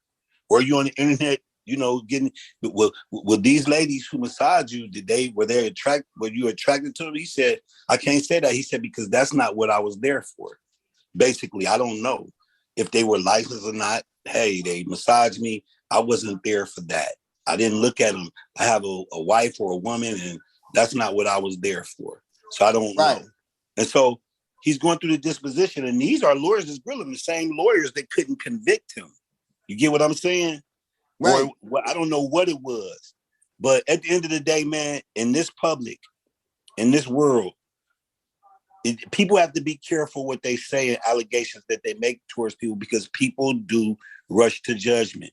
Yes, jobs have put people, made them resign or suspended them or fired them due to just simply allegations. And that's just the way of the world.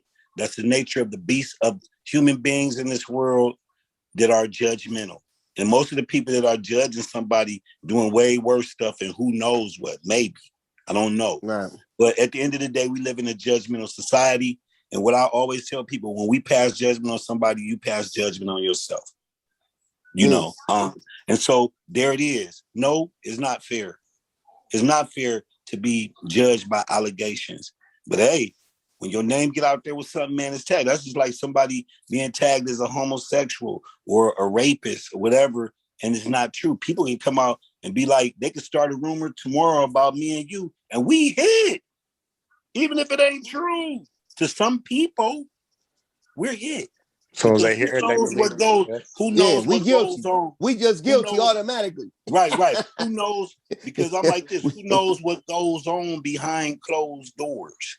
You know? And that's how people be like. So that's why I be like, I don't know, man. Plus, it don't be my business. I'm not a gossiper, so I don't care about, I do care about what people go through. But, with this situation, is a very sticky situation. And, yeah, it is. And listen, I'm sorry. The Browns have investigated, did their own investigation, as you saw. NFL did too. Yeah, and so there it is. This man is not, he's not guilty, period. Criminally. Criminally, Right. he's not guilty. And I feel like if criminally he's not guilty, civilly you should not be guilty. But they like to divide that shit up, bro. So that's how it goes. Hey, man, listen, we got more to come, man. We talking about the Oscars coming up with my girl, Coco Brown, actress and comedian, and my man, Joe Beans Little is sticking around for more of the Jeff Brown Show. We'll be right back. Go subscribe right now on iHeartRadio, Apple Podcasts, or wherever. Listen to your podcast on your favorite listening device. Come on, Joe, let's go pay some bills. We'll be right back. Care has the power to bring kindness where it's needed. It brings out the best in every one of us. It doesn't just see people. It takes time to understand them. It puts the needs of others ahead of its own. And when you start with care, you end up with a very different kind of bank. Truist. Truist Bank, member FDIC. There's only one place to find the most recognized brand in carpet, Stainmaster, and that's at Lowe's. Right now, get free basic installation with the purchase of Stainmaster carpet and pad, $4.99 or more. Lowe's, home to any budget, home to any possibility. Install available in-store only. Requires non-refundable site assessment fee. Fee is credited to final project price if bought through Lowe's. More charges may apply. Not available in all areas. See Lowe's.com for details, exclusions, and licensure. Valid 2/19 through 4/13. U.S. only.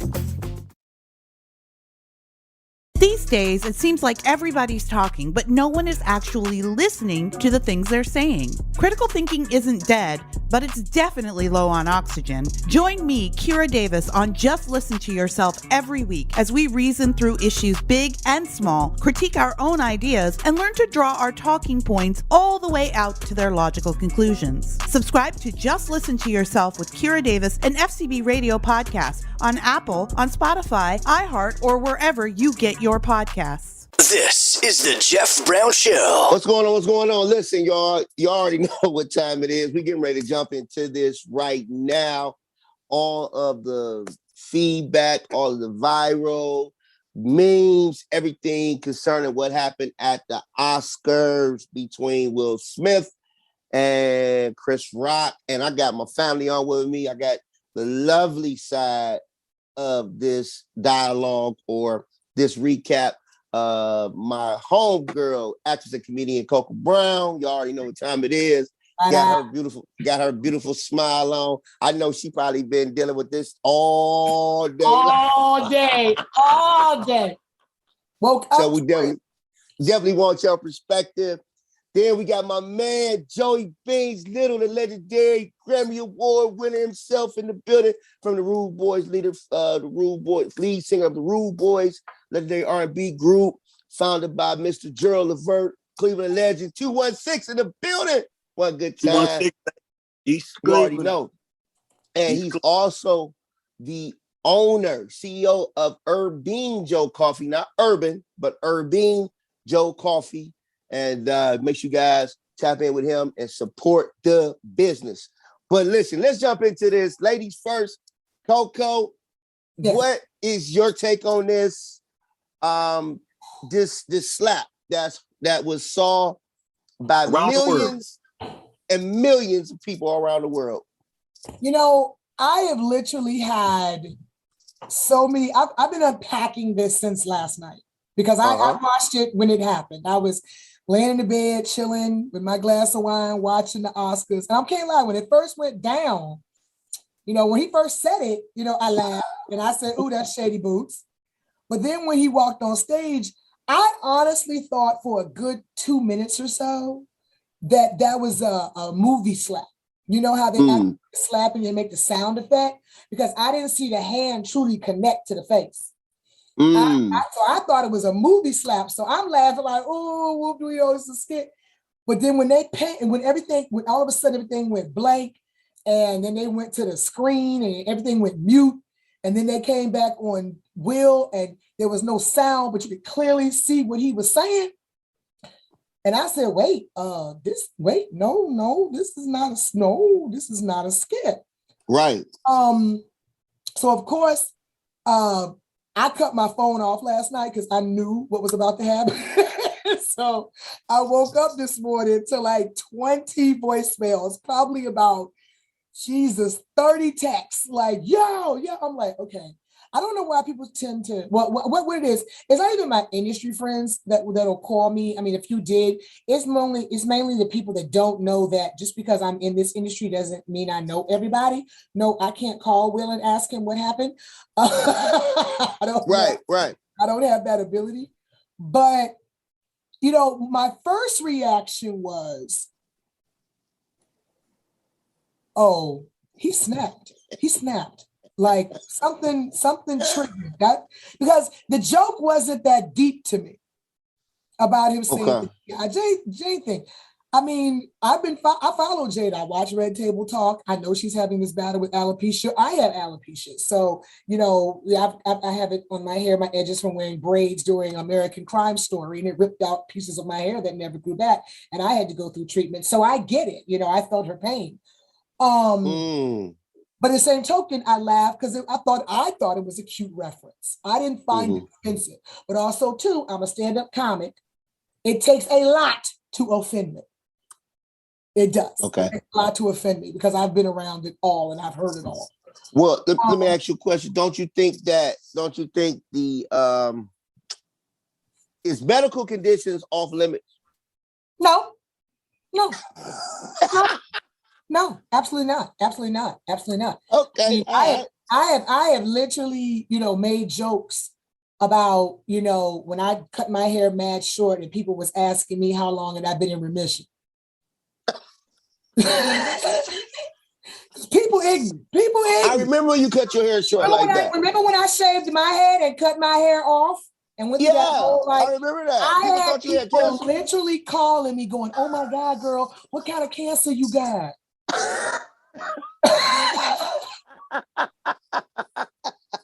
So it takes thank God you didn't have cancer. Thank God that was something you weren't right. Yeah, man. But it was so crazy how people don't realize how insensitive a comment can be. Right. But I'm the kind of person, it would take a lot to offend me and have you like come for you. Now, in an instance, if you came for my child, that's a whole nother ball game. Babe, you ain't seen Grizzly Bear, okay? Like, I'm unloading the clip and putting another one in. Like, it's not going to be no negotiations when it comes to mine. But honestly, you know, I think that it was a snap. You know, I think he was fed up. If you've read his book, Will, you understand that this has been a buildup. This man has had to play goody two-shoes and America's homeboy for a long time. He's had to turn the other cheek and take the high road for a very, very long time. And Right. like I said in my post this morning, and I stand by my post, everyone has a breaking point. You just got to hope that you're not on the other end of that slap when it happens. And I said that too. I made a post about it. I shared a reel on it, you know, and I was saying, I'm coming to you right now, Joe. I said, you know what? That slap wasn't just about Chris Rock. Mm-mm. That slap was about everything that Will had to endure, and the people he really wanted to slap, and he just ain't slapped them. Chris was them people. That's probably Chris that's why he's quiet, because Chris knew he took one for the team. Yeah, he knew he took one for the team. Joe, what you think about that, man? I mean, because, you know, I know what kind of brother you are, man. You know, we from the same hood. And I know we think about things kind of differently, man. But do you think that this is going to be a, how can I say, a kind of, I don't know, maybe a referendum on Will's career now? First of all, thank you, Jeff, for allowing me to be here on your prestigious show. I appreciate your invitation, for sure. And always a great being with you, my brother, and pushing your movement. Just my first of all, yes, Coco said it best. Will has been this good guy. He's given us great contents and movies, very positive, mind-provoking movies. He was a rap artist who never cussed, clean music, very entertaining. He has raised a beautiful family, a beautiful wife, beautiful kids, smart, intelligent, talented, has allowed them to grow and be whoever they want to be, you know, with the grooming of them and teaching them to not fit in, but fit out. And he's a good guy. He's a role model to many actors, artists, as far as music or whatever, producers. He's a film producer. He's a writer. I mean, he's an amazing guy. One of the most amazing entertainers of all time, I might add. He's acted great in many movies. So he's also been publicly humiliated by his own wife before, about her talking about the size of his penis and he ain't this in bed. You know, he's also dealt with that, with the August Alsina situation, which they had already had that together before it came to the public. They knew what had went down, but then, you know, Jada had no power in containing the young boy in which she got in the entanglement, I guess they call it. And that's what she called it. That's what she called it. Yeah, that's what she called it. But regardless to that, they had that together. They understood that it happened, but by it coming to the public, he agreed to sit down with her as her husband at the table to address it. They was cool with it, but it was embarrassing. And they felt that they needed to answer to this to the public. And so therefore, he had to deal with a lot of memes and, you know, different things, you know, as far as in their life, him looking like the not the dominant person, the alpha male or the divine masculine within the situation. He looked like a sucker and everything. That man has been emasculated for so long. Yes, he has. And he's had to have this goody two-shoes thing. And the thing is, y'all forget the boy's still from West Philly. Right. And so the masculine, so masculine doesn't always mean that you got to be rah-rah.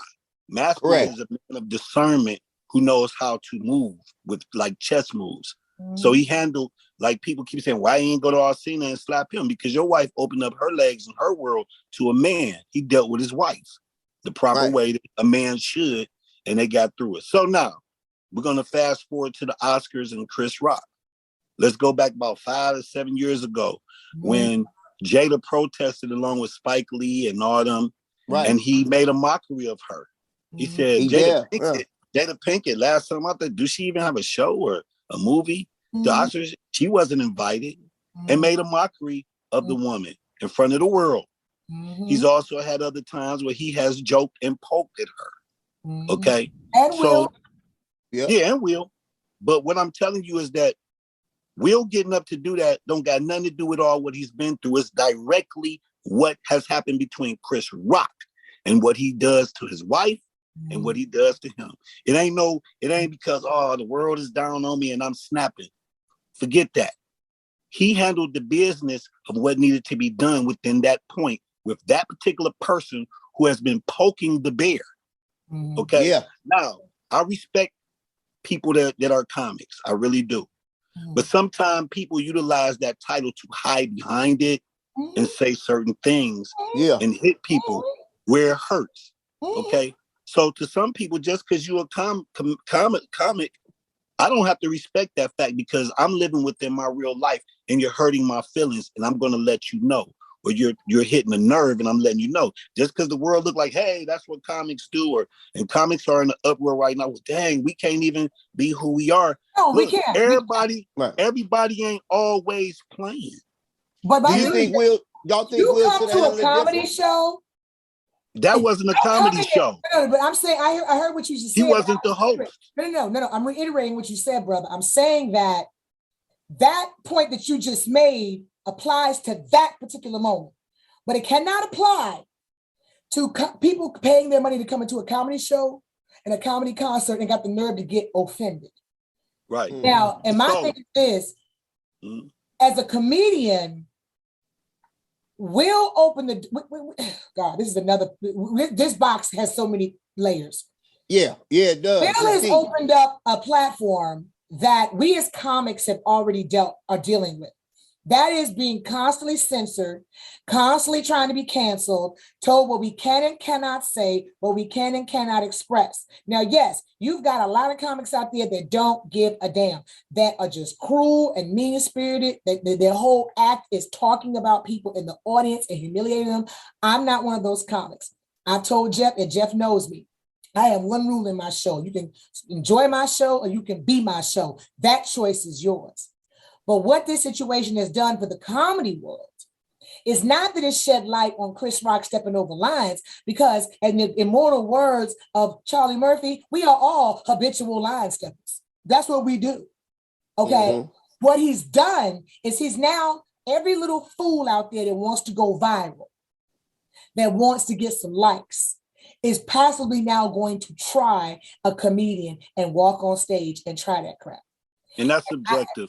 That's subjective. And I'm going to tell you right now, I'm trying to tell people, there are a lot of comics that do not take them as jokes. I know comics who go on stage with their pieces. I know comics who are still active members of Crips and Bloods. You might not want to do that, homie. All right, so can I finish though, for real? No, I respect you because you're a comedian, and of course you're gonna protect your craft. That's real. I'm a singer, I'm an entrepreneur, whatever. So my life is not constructed of making light or making people laugh sometime at your expense. So everybody can't take that. But what I'm saying is, people didn't pay for comedy to come in there. It wasn't a comedy show. He wasn't even the host. He was a presenter.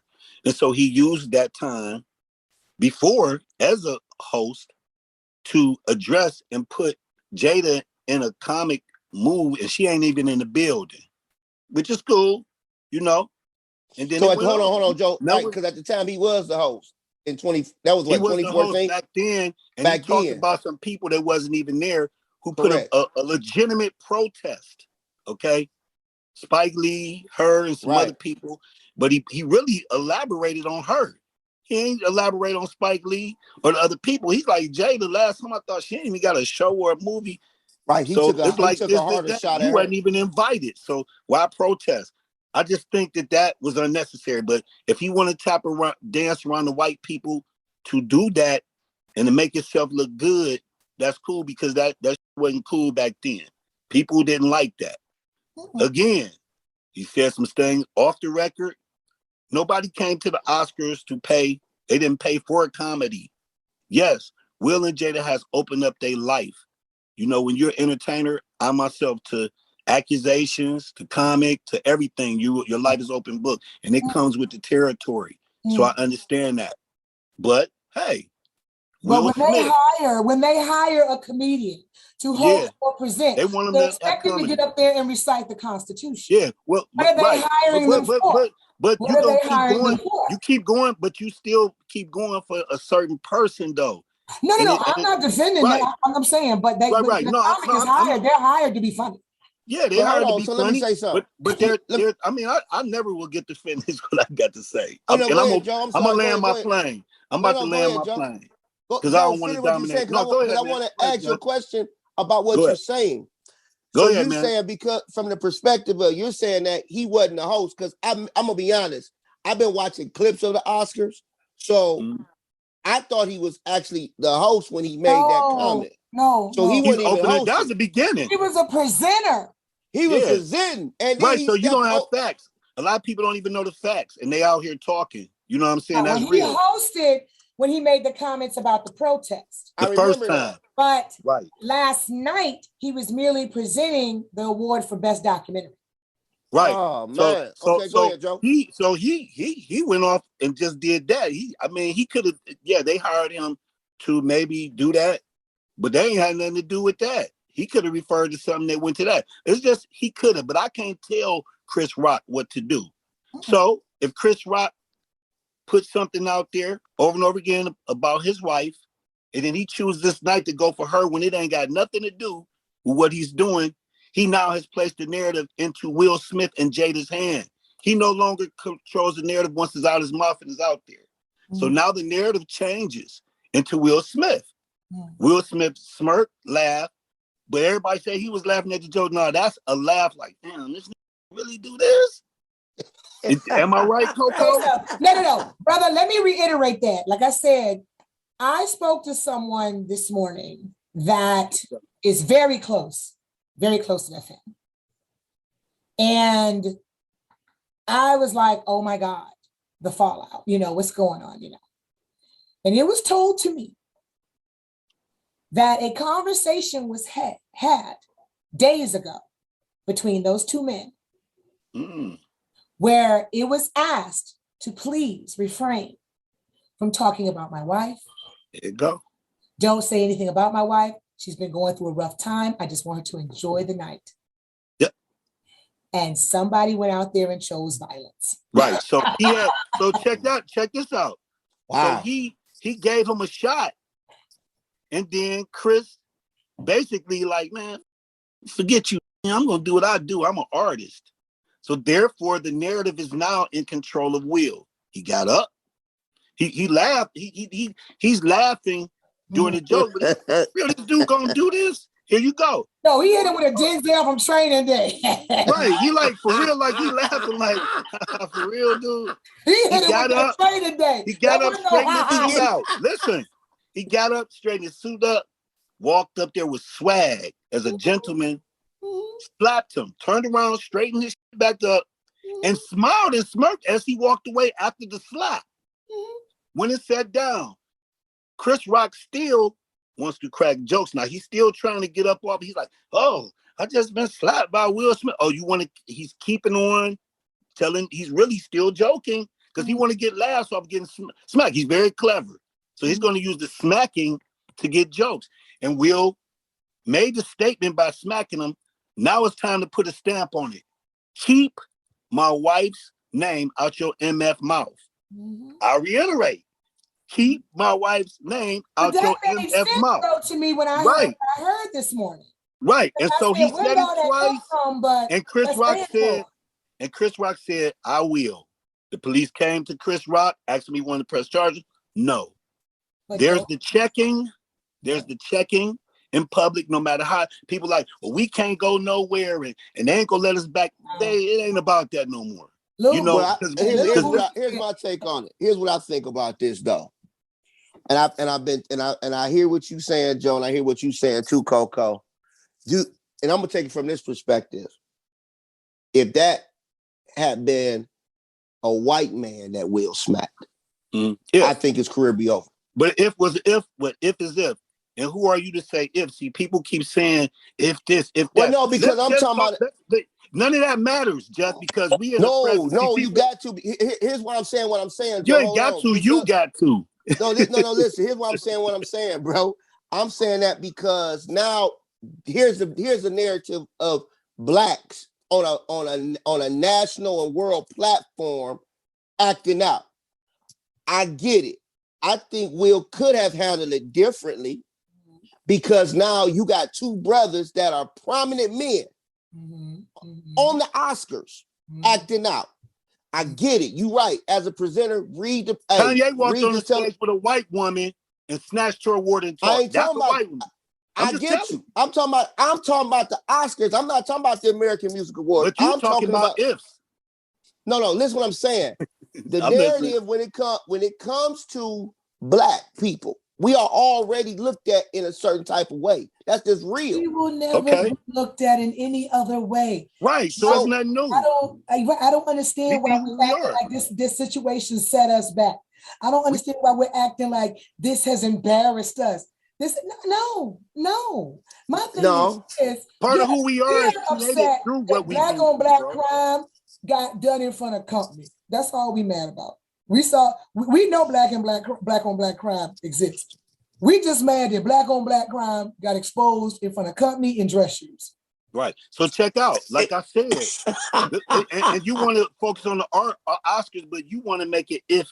So no, Kanye went on the stage with a white woman that won the award, snatched her award, and was like, Beyonce got a better album, whatever. And that it was very disrespectful. It wasn't a slap. Of course. And it wasn't a slap. But he didn't do that to a black person. He did that to a white person. A white woman. And he's still not canceled. Now, he got canceled from the Grammys for talking stuff to deal with calling something named to somebody else that's a person of color.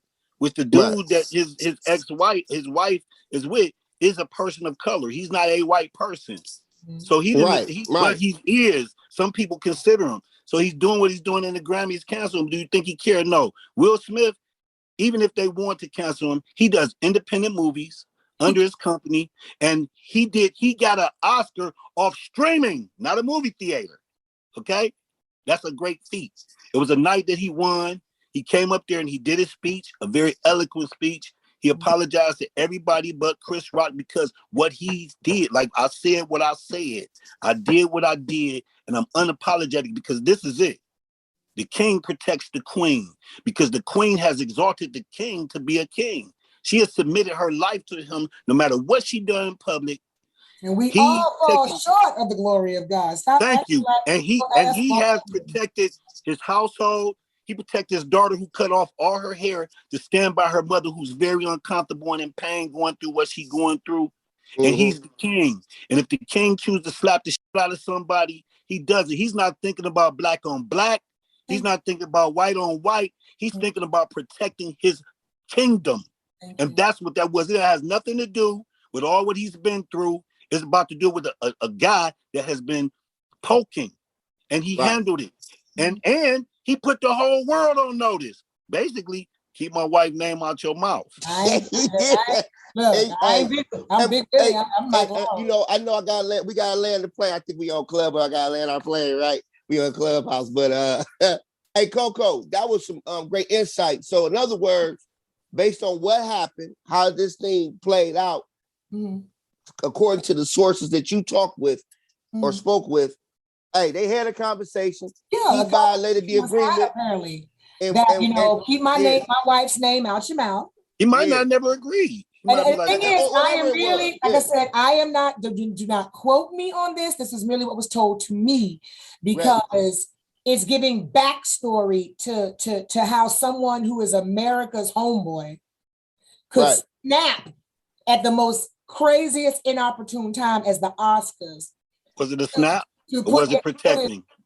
No, I get that. I believe he was protecting. I believe he was respecting. I was believing that he was demanding respect. It killed me how I woke up this morning and it was all these brothers. It wasn't no woman. It was men saying, oh, every black woman there going to be hollering about husband goals. I'm like, first of all, that's y'all saying that because ain't none of us said that. I said, but funny how y'all are quick to want to backpedal because you know you could never have the balls do the same for your woman. Because that's what you're doing. You're backpedaling. Because my thing is this. No, I don't want my man to jeopardize his life, his livelihood, his career for me. No, I don't want my man to do that. But at the same token, if I don't feel protected by you, that you will defend me. Yeah. And you will stand up for me, I can't be. That's all what they've been through. And he's all still that I protecting them. saw, and it's like, so that's a problem. You would let somebody disrespect your woman, talk crazy to your woman. And yeah, it doesn't have to be handled by a slap, but you're telling me you wouldn't address it? You wouldn't check somebody? You showing me it's a lot of spineless men out here that do not understand the situation at hand, is that the majority of Black women do not feel protected by the Black men. Y'all want to bitch and moan about sisters going to white men, Kamala going to a white man, and Kentanji with a white man. Why they gotta be white men? Because we're tired of being at a table where love is no longer being served. And we want to be included. Check this out. The same awards that she boycotted, she was invited this year, and he wasn't a host. And her husband walked away with the top trophy of the night. And she protested. Party. So you can protest the Oscars and still get love. You can't slap a MF, and he will be back again. And they will be invited. Because at the end of the day, no one cares. Business is it? Talking about this. Give it 3 to 6 days. We're gonna be over it. Yeah, be 3 of. But listen, man, something new gonna happen. Right. Listen, man. I want to thank y'all, man. It's been a dope conversation. The lovely Coco Brown in the building. My man Joy Beans Little. Make sure you guys tap in with them. Y'all can follow them on Instagram. Where, Coco? Coco Brown, one funny mama. Just put in COCOA, the letter B. You'll see me pop up with the blue check, baby. And we can follow Mr. Joey Beans Little where on Instagram? Joe on Instagram, Joe Little, Rude Boys with the S, official, and go to Urbane Joe Coffee, urbanejoe.coffee and get some of that black thorn coffee, y'all. Going down. Listen, we'll be right back with more of the Jeff Brown Show, man. This conversation is fire. Be right back. Care has the power to bring kindness where it's needed. It brings out the best in every one of us. It doesn't just see people. It takes time to understand them. It puts the needs of others ahead of its own. And when you start with care, you end up with a very different kind of bank. Truist. Truist Bank, member FDIC. There's only one place to find the most recognized brand in carpet, Stainmaster, and that's at Lowe's. Right now, get free basic installation with the purchase of Stainmaster carpet and pad, $4.99 or more. Lowe's, home to any budget, home to any possibility.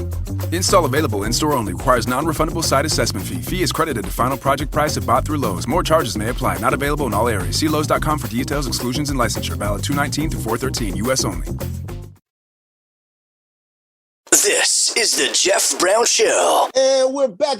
Listen, man, that was a dope conversation with my girl, Coco Brown. You know, it's always great to get a woman's perspective when it comes to, situations that are very controversial. The Will Smith and Chris Rock situation. Some reports came out today that Diddy confirmed that Chris Rock and Will Smith did, come together. They settled their differences and they consider themselves brothers. And if that's true, good, man. Listen, more power to them. But, when you talk about the pressures of being a public figure, you talk about this too, Joe, and you already know how that go. Your life gonna always be scrutinized. People gonna always look at you. Everything that you do is magnified 1,000, 1 million times over. And this is just one of them situations, to be true. And Jarvio, we didn't really get your take on it. I saw some of your tweets the other day. Davio. Davio was out here tweeting your boy. He was tweeting your ass off, boy. Well, yeah, and as a matter of fact, while we've been recording this show, I got a new article that just dropped at Red State titled "I Agree with Will Smith." So that tells you pretty much where I'm coming from with it, and especially congratulations on that. You know, after hearing that information as well, like, look, man, at the end of the day, you know the situation. They know each other personally. If they had a conversation like, yo, you know, chill, and you don't, hey, you know how it is. For some brothers, it's on site. So, you know, I ain't mad. People acting like they being all outraged. They acting like he did a drive-by or something. It's like, come on, man. Dude got slapped. It is what it is. At the Oscars. Right. Man, you know what I said? You know I was going to do, though, Darby? I was having a conversation with one of my best friends, and he was saying to me that, Jeff, this and the Kanye situation with Taylor Swift, which you mentioned earlier, Joe, is probably the biggest controversial events that probably has happened or incidents that have happened on major platforms. So I said I was going to research that because we live in a viral society, right? So we got social media, we've got all this different stuff that's going on. And I just feel like with us having these different things, you know, access to Facebook, Instagram, Twitter, it magnifies everything 1,000 times over, right? So something may have happened, maybe bigger, that happened during a different era that was big back then. But right now, I think that the Will Smith, Chris Rock incident probably is the Listen, it's the greatest. It's the most. It would probably be the most talked about in history highlight of the Oscars or any award show. I mean, because you got a public checking in front of the world, bro. With a hand smack.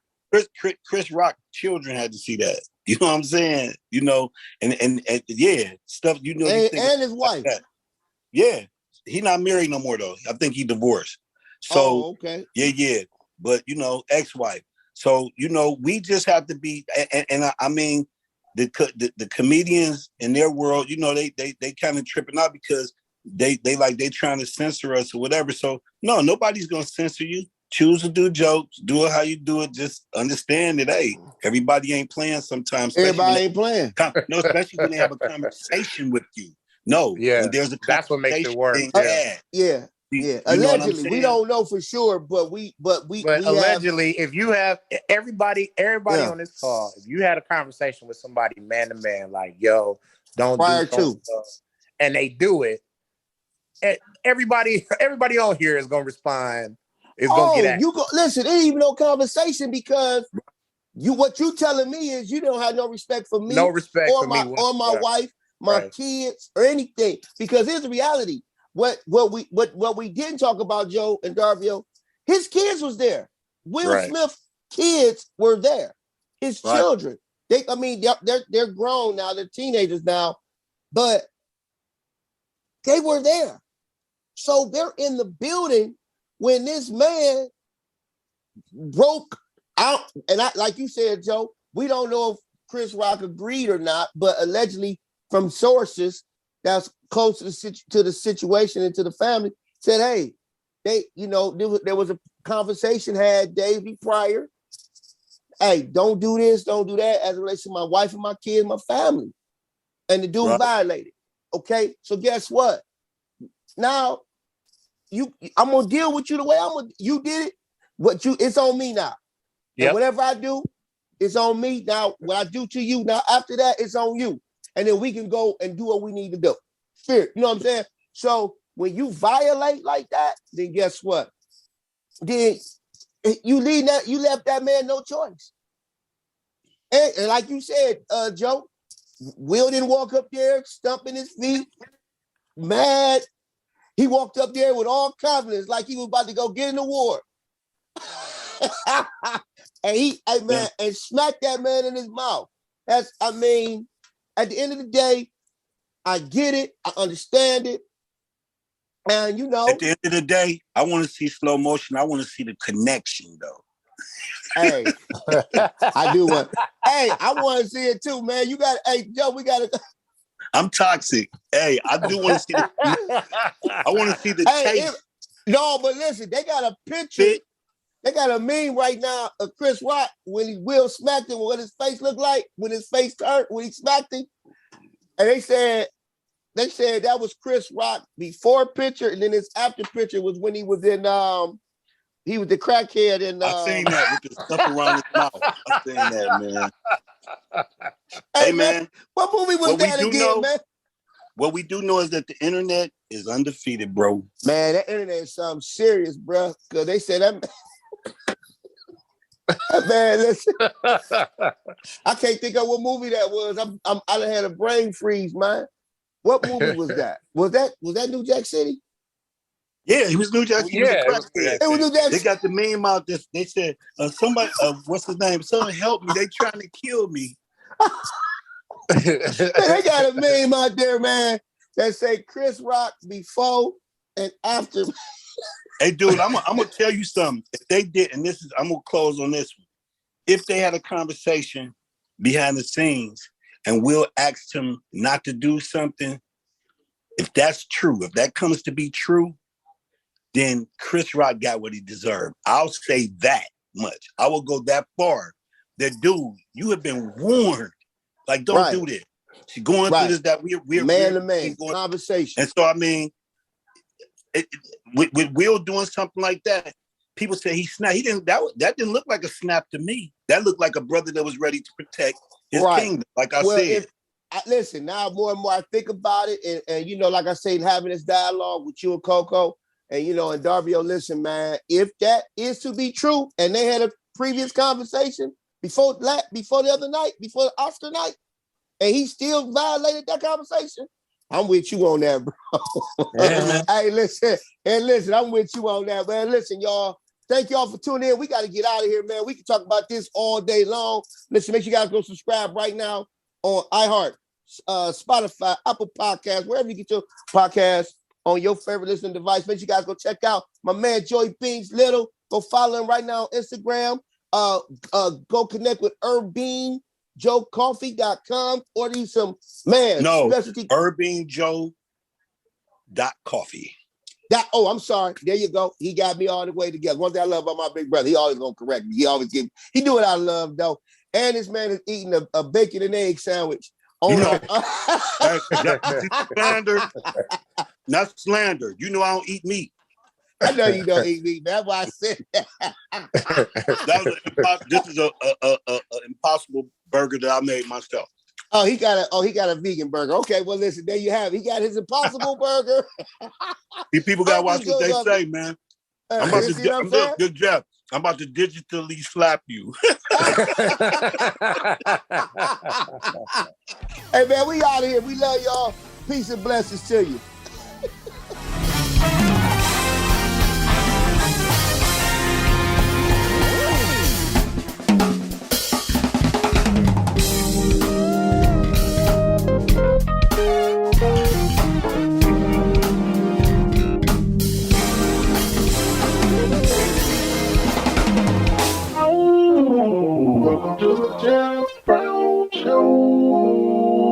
The FCB Radio Network. First class broadcasting worldwide. Class is in session, sometimes in person, sometimes online. Pear Deck helps educators create powerful learning moments for every student every day, no matter where they're learning from. Start for free at peardeck.com. I like to cook on the Big Green Egg. Why? It's impressive and everything turns out great on the Big Green Egg. If you don't have one, you got to go to Wassey's Meat Market and get a Big Green Egg. They have the lowest prices in the country. They also have all the accessories. They even have a classroom set up to teach you all the basic techniques on the Big Green Egg and advanced techniques on the Big Green Egg. When you get the Big Green Egg from Wassey's Meat Market, there's a lifetime guarantee. So check them out. It's Wassey's Meat Market. Check them out on Instagram or just go to their website, Wassey'sMeatMarket.com in Melbourne on Wickham Road. It's Wassey'sMeatMarket.com.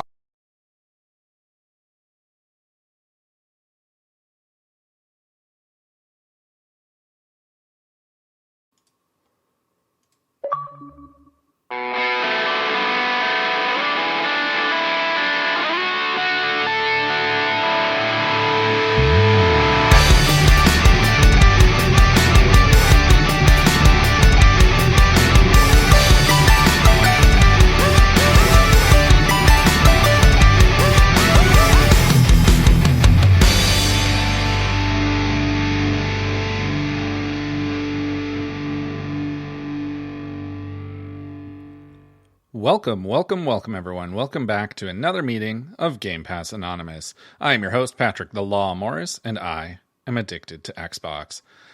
Joining me this week is my friend and co-host, the tenacious Tim Miller. Well, hello there. I'm also addicted to Game Pass, and it is a big problem. It is, just a little bit.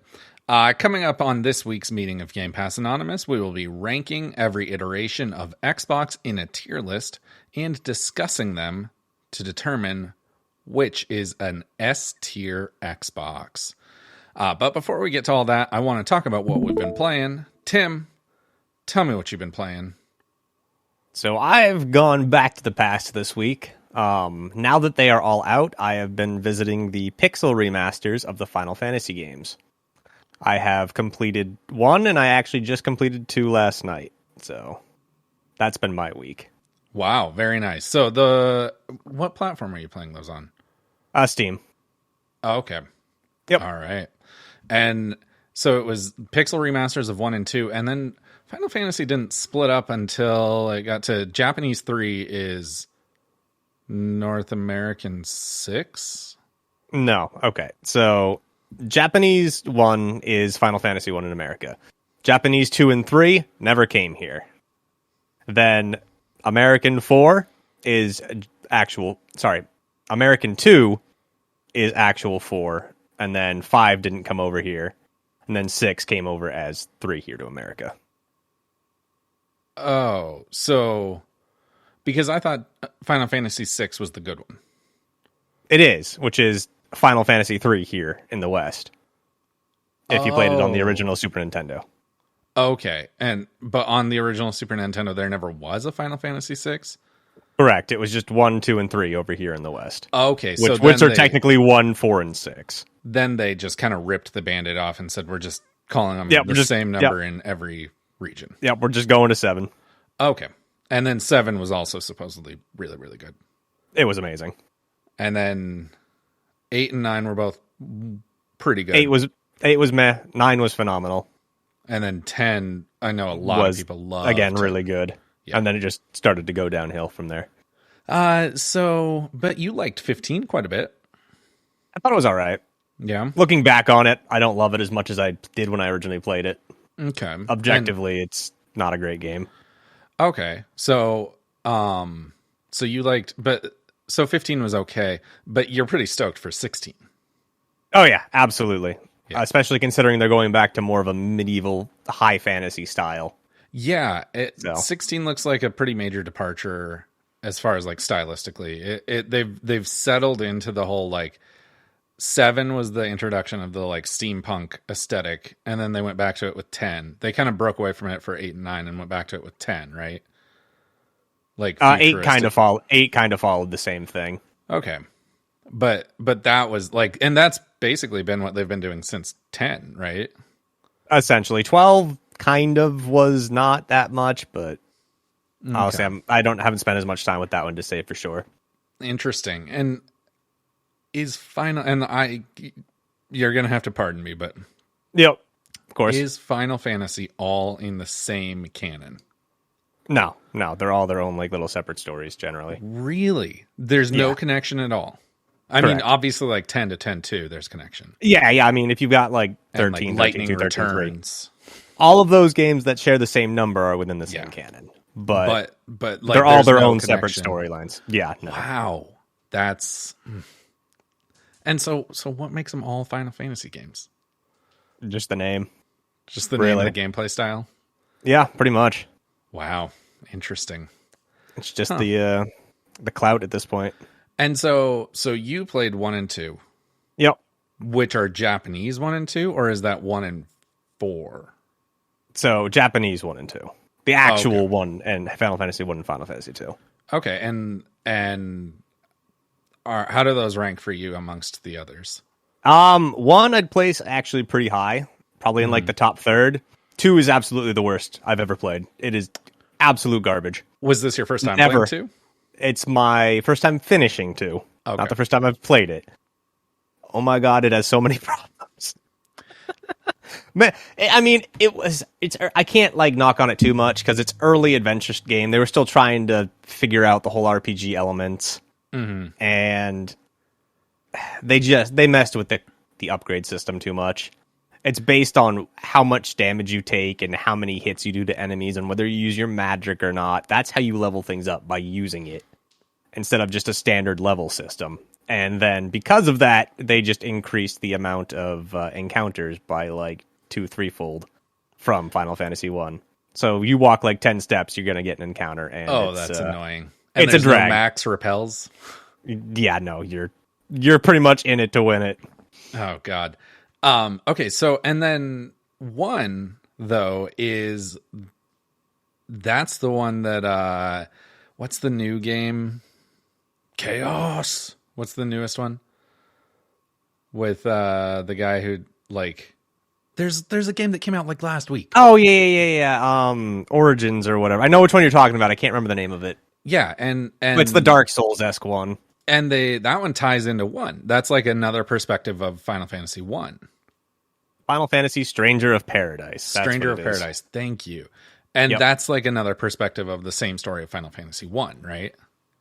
Something like that. I think I've heard that it's not a remake, and it is the same story, and it's just basically told from a different perspective, is what I've heard, or at least how I've interpreted it. But yeah, I mean, according to this here, it's like it's not a prequel to any of the games, but it's more of a spin-off set in the same world as 1.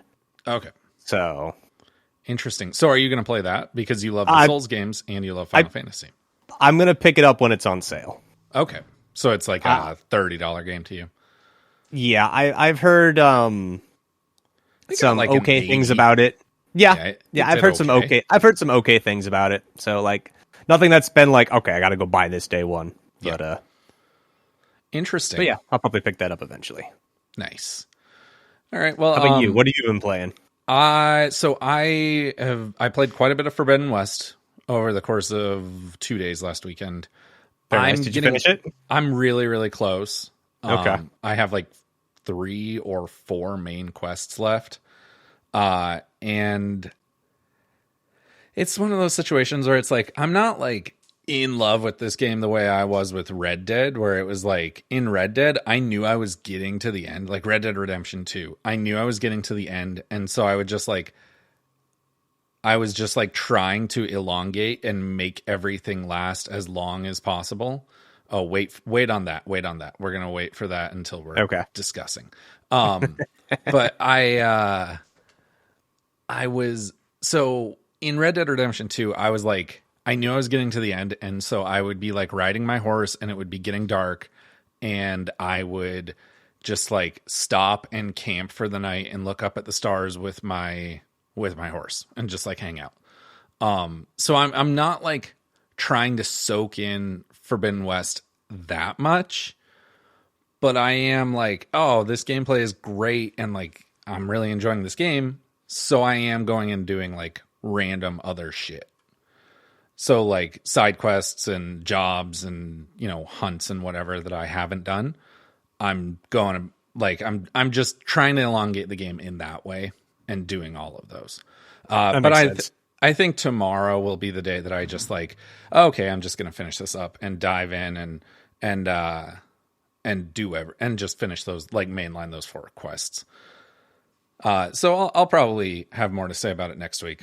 But I played just a little bit of Tunic, and you and I talked about that on your stream the other night, but it came to Game Pass. It's pretty obtuse, I feel like.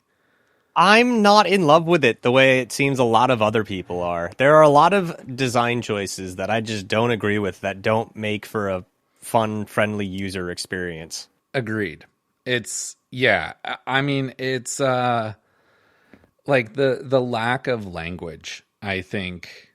That is probably my biggest gripe with the game. I'm glad they tried to make their own language with it, but give me subtitles in English so I can read things to figure out what the fuck they do, instead of just, oh, I'm going to use this in the wild, and, oh, I hope it does something useful. Yeah, it's a cool idea, but I think that it's a cool idea that's implemented into a game that's already too hard. Because like the combat on the surface, you would not look at that game and expect it to have very difficult combat, but it does. And I think that the level of combat that would match, or the level of difficulty that would match the level of obtuseness that game has, would be like a Kirby game, right? Kirby games are stupid easy, which would make it more like, okay, I'm going to focus on this puzzle and like this, trying to figure out this language, and the language being a part of the puzzle solving would be very fun. But because that's not the case, it's a little bit trying, I would say. Oh yeah. I think as far as combat goes, I don't know about you. Does it feel delayed at all on some of your button inputs?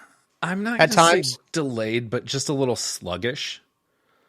Like just kind of like I'm stuck in the mud.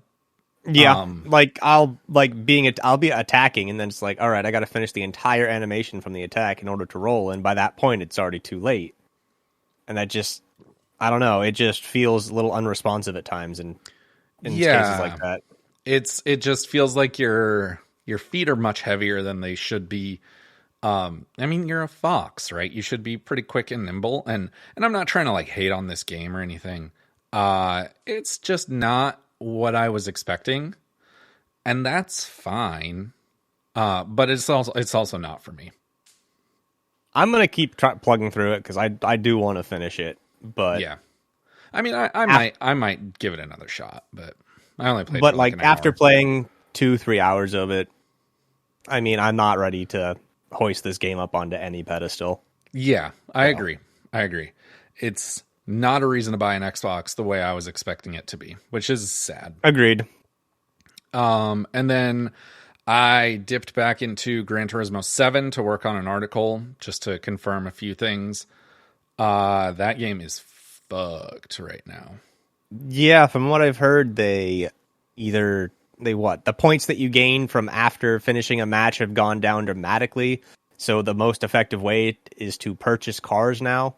Yeah, so something like that. Race payouts went way down, car prices went way up, and so now the whole thing is a grind. And guess what? Super easy to top up your credits. Just spend $20 and get good old microtransactions. Yeah, and I mean, I published a piece earlier this week just about like the ethics of doing that, the ethics of weaponizing software patches. So basically, Sony sent me this review code, and I got to play the game, and the game I got to play was honestly fantastic. Like, it was incredible. But that's not the game that's out there anymore. People bought this game, and it is not the game that I played. And so I wrote this piece about like the weaponization of software patches and how it's kind of not cool what they did, and it's pretty sketchy ethically. Yeah, exactly. And so I don't know.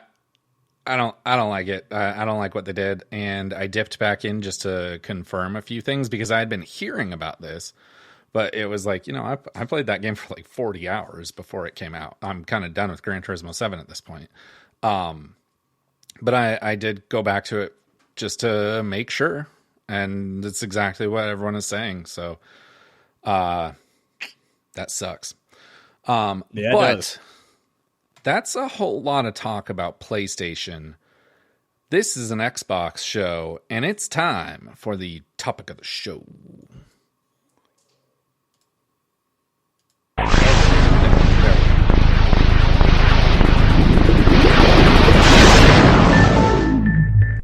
All right, topic of the show. We're going to be doing a tier ranking. We have a tier list of all the major iterations of Xbox consoles. Now, what that is the original Xbox, the Xbox 360, the Xbox 360S, the Xbox 360E, the Xbox One, Xbox One S, Xbox One X, and Xbox Series S, and Xbox Series X. So, without further ado, let's start with the original Xbox. Now, let's not put our pieces in place until we're good and ready. But let's start with the original Xbox.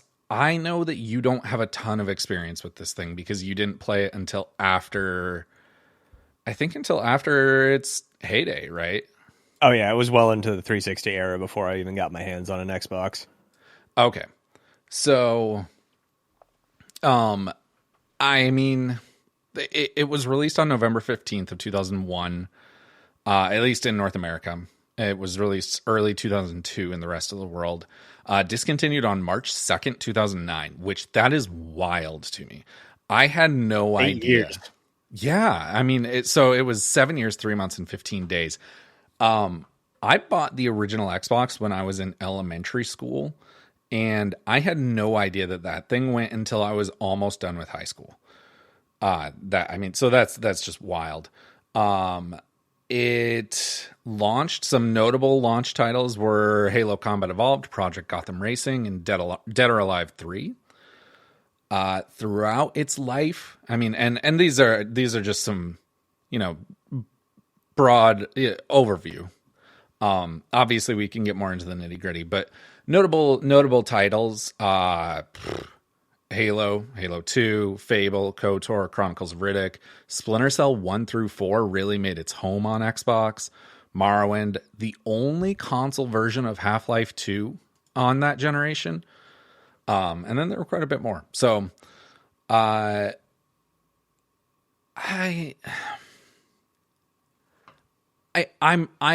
want to reserve S tier for like just God tier Xbox. I mean, I think there's only one choice for that, and I'm sure we'll get to that. I'm tempted to put this in S tier. I'm not. And this is like not really based on the games, because I've played a lot of those games on other consoles, and they are great games. The Duke is not a great controller. But it was quickly replaced. It was quickly replaced, but it was still a part of this console's history. Yes. The Duke is not the best, but it was quickly replaced by the Controller S, which, by the way, the Controller S shipped with consoles on day one in Japan.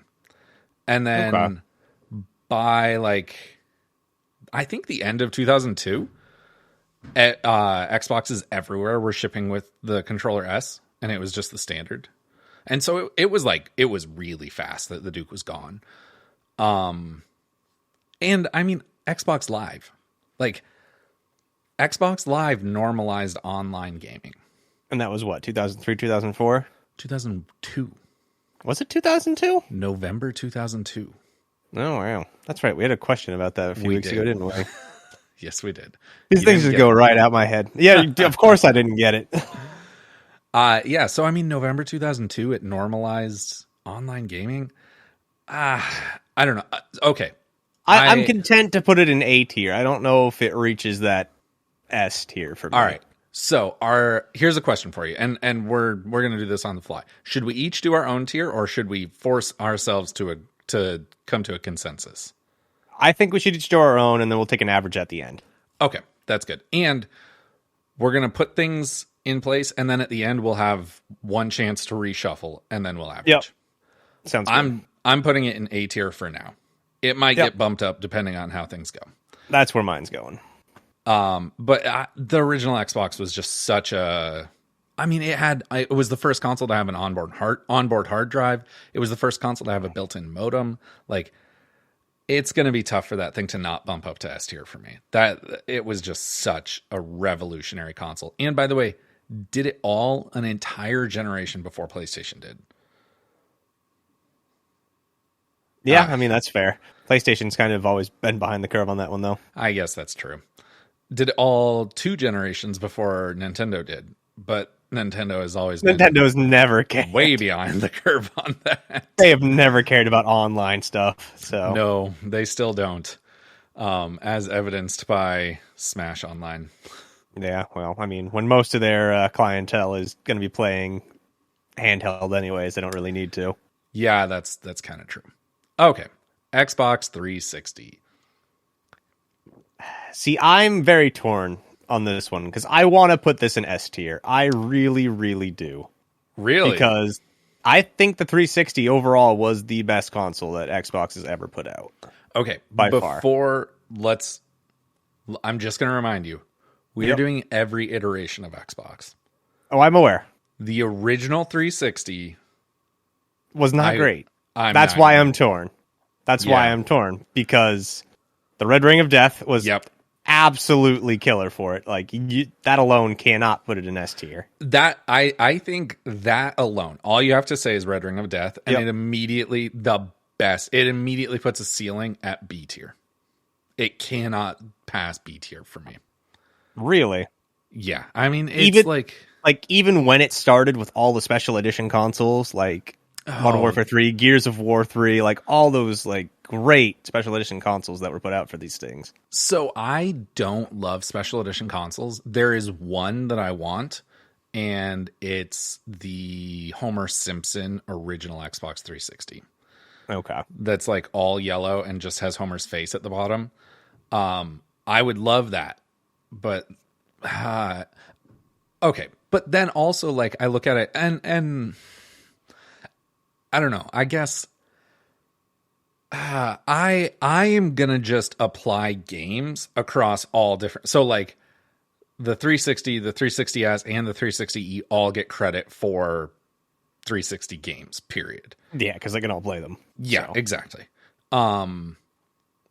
The 360 launched with Call of Duty 2. So I'm going to automatically put a ceiling. It cannot surpass B tier for me. It's fighting for B tier at this point. But it launched with Call of Duty 2. Like, Call of Duty 2 was sick. Yeah. I mean, it launched with Amped 3, Condemned, Gun, Cameo, Need for Speed Most Wanted. Like, Cameo is the one that I remember most. Duh. Shocker, Tim remembers a Rare game. Need for Speed Most Wanted, another Rare game, Perfect Dark Zero, which was not very good. No, not at all. Not as great. Percy Jackson's King Kong, the movie, the game, or the official video game of the movie or something like that. It was a terrible title. And then Tony Hawk's American Wasteland. Like, it had a stellar launch lineup. I got my 360 on December 23rd of 2005, and it was it was amazing. I was playing new games for weeks on the 360. Yep. Like, you know that problem, and the Series X had, we'll definitely discuss it later.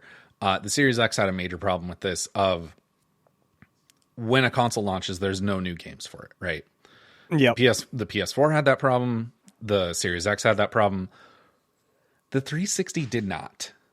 I mean, the 360 got Oblivion a few months into its life cycle, and like Oblivion, it just kept rolling. It just kept rolling after that, though, which is like an amazing thing. Yeah, and like for all practical purposes, 2006 was the 360's first year on the market, right? Yep. Which means 2007 was its second year. And in 2007, the 360 got 3 exclusives that were best of all time. BioShock, which would later become non-exclusive. Mass Effect, which again would later become non-exclusive. And Halo 3. And it's all top tier games. I mean, those are 3 of the best games of all time. And they were all Xbox 360 year 2. So that alone, you know what? I talked myself into it. 360 is going to B tier because of the Red Ring of Death. Where are you putting it? I'm throwing it in A tier. The Red Ring of Death was awful, but there were ways around it. You could put mayonnaise on your console and it would still work again. Yes, that was a fix and it worked. Don't ask how I know this. Oh man, I mean, like there was the penny trick. Like it definitely there were fixes. There were workarounds. Yes. Yeah, but it was like a 40% fail rate. You know what? I'm moving it down to B tier just because you had to buy a network adapter for it. Yes, for that wireless. Was another thing that was incredibly. You know what? Stupid. I just remembered that, so that's going down to B for me on that one. Yeah, that was. I remember. So I used to, on original Xbox, to play online what I did was the modem was upstairs in my parents' family room, and the Xbox was in the basement.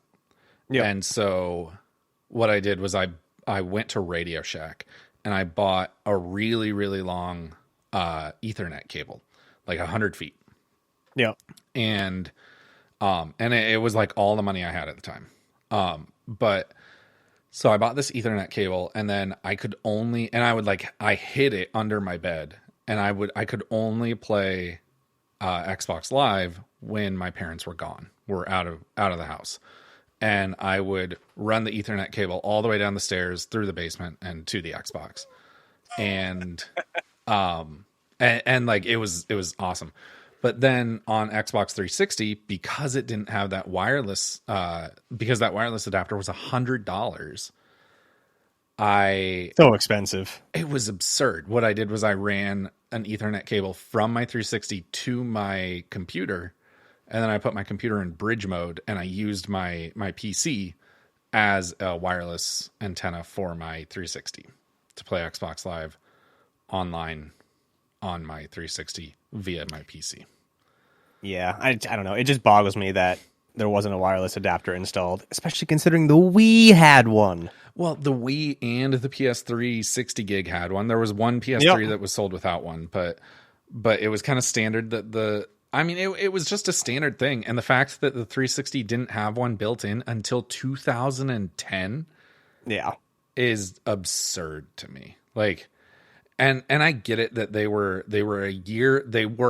went to market a year ahead of everyone else, and they were $100 cheaper than Sony a year ahead of them. So I understand there were cuts that had to be made. That was a cut that shouldn't have been made. And I agree with you. That's worthy of putting them at B tier. All right. Xbox 360S.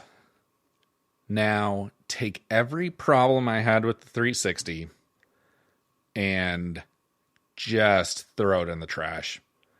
Yeah, this thing was pretty much perfection for the time. Like, this is the one console I would put in S tier. I'm going S tier hard just because the 360 had such an incredible library, right? The 360 is the best console they've ever made. Absolutely. There's no doubting that. And they fixed all of its problems and made it look cooler and way smaller all at the same time. Like, and it has a wireless adapter now. What like, come on. Yeah, and it had wireless. It didn't have the red ring of death problem. It had HDMI built in to every single 360S, not just some of them. Yep, they fixed the disk drive problem where the disk drive would get stuck. I don't know if you ever experienced that. Yes, because of the belts. Yep. The original 360 had major problems with the belts. The quality control on the original 360 was pretty terrible. Yeah. But yeah, they fixed the belts problem. The hard drives were way smaller and bigger capacity. I remember paying like $120 for 120 gig 360 or on the original 360 hard drive. And I paid like $70, I think, for a 250 when I bought my 360S. It was just an upgrade in every possible way. Oh yeah. So if you didn't have one, it was the one to get at that time. Yeah. Now, something we didn't really talk about with the 360, I think, and I think that this is absolutely worthy of discussion. They refined the controller. So they took the controller S and they moved the black and white buttons up to the bumpers, turned them into bumpers. They really solidified the staggered stick design and made it iconic of Xbox. And ergonomically, I think that they took such a giant leap forward from the controller S to the 360. I think that there's a case, and I'm not saying that I'm buying into this, I think that there's a case to be made for the 360 controller being the best controller ever made. Oh, I'm 100% with you. Like, I still have a wired Xbox 360 controller that I use for my PC games every now and then. Exactly. Like, I still have multiple 360 controllers. I don't use them anymore because I don't have a 360 anymore. But like, no, I'm totally with you. It's kind of crazy how good that controller was, and the fact that when they refined it even further for the Xbox One, it was debatably not as good. Yeah, I didn't like the Xbox One controller as much at first. It's just, I don't know, something about it felt too angular. It just didn't. Yeah, it didn't sit right in my hands as well as the 360 did. No, I definitely agree. I do have to knock on the controller just a little bit. The bumpers were pretty trash. They did break very easily. And that's a problem that still exists today. Yeah, Microsoft has never really addressed or fixed this problem.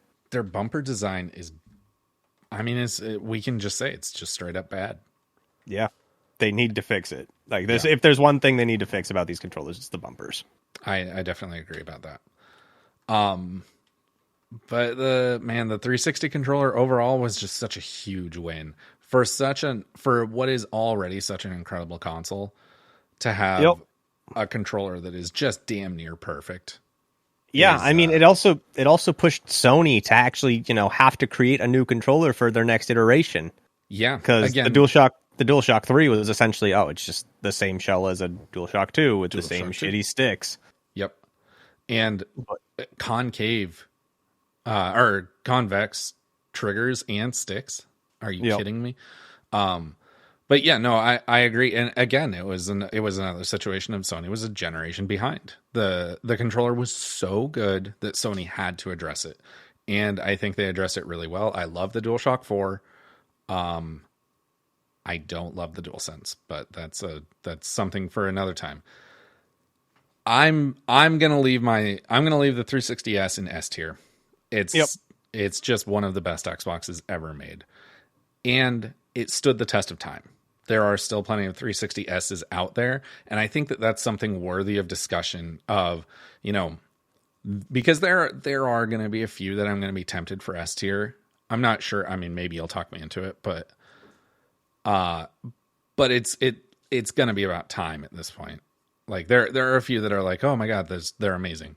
But have they stood the test of time? The 360S did. Absolutely. Okay, 360E. So, you're going to hate me for this, but I'm putting it way down in the bottom, D tier, trash tier. This is probably one of the worst things they've ever released, in my opinion. So I don't hate you for that. I totally agree. It was terrible. It was released on June 10th of 2013, just before the original Xbox One. It was discontinued on April 20th of 2016. It was another revision of the Xbox 360, but it was designed to look more in line with the Xbox One so that it was like, hey, we have this family of Xboxes. And it was announced alongside the Xbox One. It is cheap, it is garbage, and it is the worst design aesthetically of any Xbox ever. Yes, and yes. And also, did you know anyone who owned one of these? I knew one person. She was Jillian's roommate in college. I don't know why she had it, but I know she never used it. And essentially what this thing was their answer to why the Xbox One was always online. Because remember, there's that famous Don Matrick quote of, well, we have customers who don't want to be always online. We have a product for them, and it's called Xbox 360. He said it, and that's what he meant was this Xbox 360E, this cheap hunk of junk. It's D tier. I hate the 360E. Yep. Full agreement on this. The only good thing about it is that it was you could take your hard drive out of your 360S and put it into your 360E, but I don't know why you would do that unless you couldn't find a 360S anywhere. Like why you would ever use a 360E instead of an S, I don't know. Yeah, had they released this maybe like in 2012, a year before, like the Xbox One came out, maybe it would have had a better chance, but like 3 or 4 months before the original the one came out, and no, I don't know anyone who bought one after that at all. It's just such a superfluous iteration because it's just worthless. It's replacing the 360S, which we just discussed. S tier was best was Xbox great as ever. it was. You didn't need to do anything to it. Exactly. Fine. And so, like, why are you replacing it? Especially, why are you replacing it months before your next generation console comes out? It must have been a supply chain thing that they found a way to just manufacture it cheaper than the 360S. But that's exactly what it was. It was cheaper. And I mean, if you look, this wasn't the only time that happened during that generation, because originally there was the Fat Boy PS3, then there was the Slim PS3, then there was the Super Slim PS3, and the Super Slim PS3 had that shitty sliding door. I mean, it was just corners cut everywhere. That thing was practically a circle because they cut so many damn corners. And like, it was cheap. Both, like, the third generation or the third iteration of both consoles in that generation were cheap and bad, and I would not recommend them to anyone. So, D tier. Original Xbox One. See, for this, there's a lot of bad things that happened with this one, and I'm gonna have to, like, just for right off the bat, it might change a little bit. It's C tier. Okay, let's talk about this then, because I'm not sure where I want this. I could see myself going as low as C. I could see myself going as high as A. So let's discuss. Originally released on November 22nd of 2013, discontinued in 2016. It launched with Assassin's Creed 4, Battlefield 4, Call of Duty Ghosts, Dead Rising 3, Forza Motorsport 5, Need for Speed Rivals, Rise Son of Rome. But throughout the generation, the exclusives really, really suffered. I mean, it was not a good generation for Xbox. Not to mention, at least 3 of those launch titles were available elsewhere on the PS4, which was $100 less. Yes. And looked better. So exclusives suffered. I mean, I agree with you. They looked better on PS4. They ran better on PS4. They were available on PS4. But Xbox One also got Sunset Overdrive and Halo Master Chief Collection within year one, which those are nothing to be scoffed at. Well, do you remember Master Chief Collection at launch? At launch, it was pretty bad. I'll give you that. Okay. But it was all the Halo games on Xbox One within a year of launch. I think it took a little bit longer to get ODST and Reach on there, but yeah. That's right. But then also Halo 5 was a year later. Or a year after, so 2 years after the launch. Gears of War 4 came, Gears 5, Forza Horizon, Horizon 2, Horizon 3, Horizon 4, and 5. There was that free-to-play Killer Instinct. Did you ever play that game? I did for like 5 minutes when I realized there were only like 3 characters available because it was the free-to-pay version. I think that's what everyone did. Quantum Break was sick. That game, I still stand by. That game was amazing, and I would love to see that game get a sequel. Actually just picked that up the other day on Steam. Nice. That you're going to have a blast. Like, that game is awesome. The show sucks. Like, the show that's like intertwined in it is terrible. Don't pay attention. Gotcha. But the game is amazing. Like, top tier Remedy, and it exists in the same universe as Alan Wake and Control. So I still need to finish Control.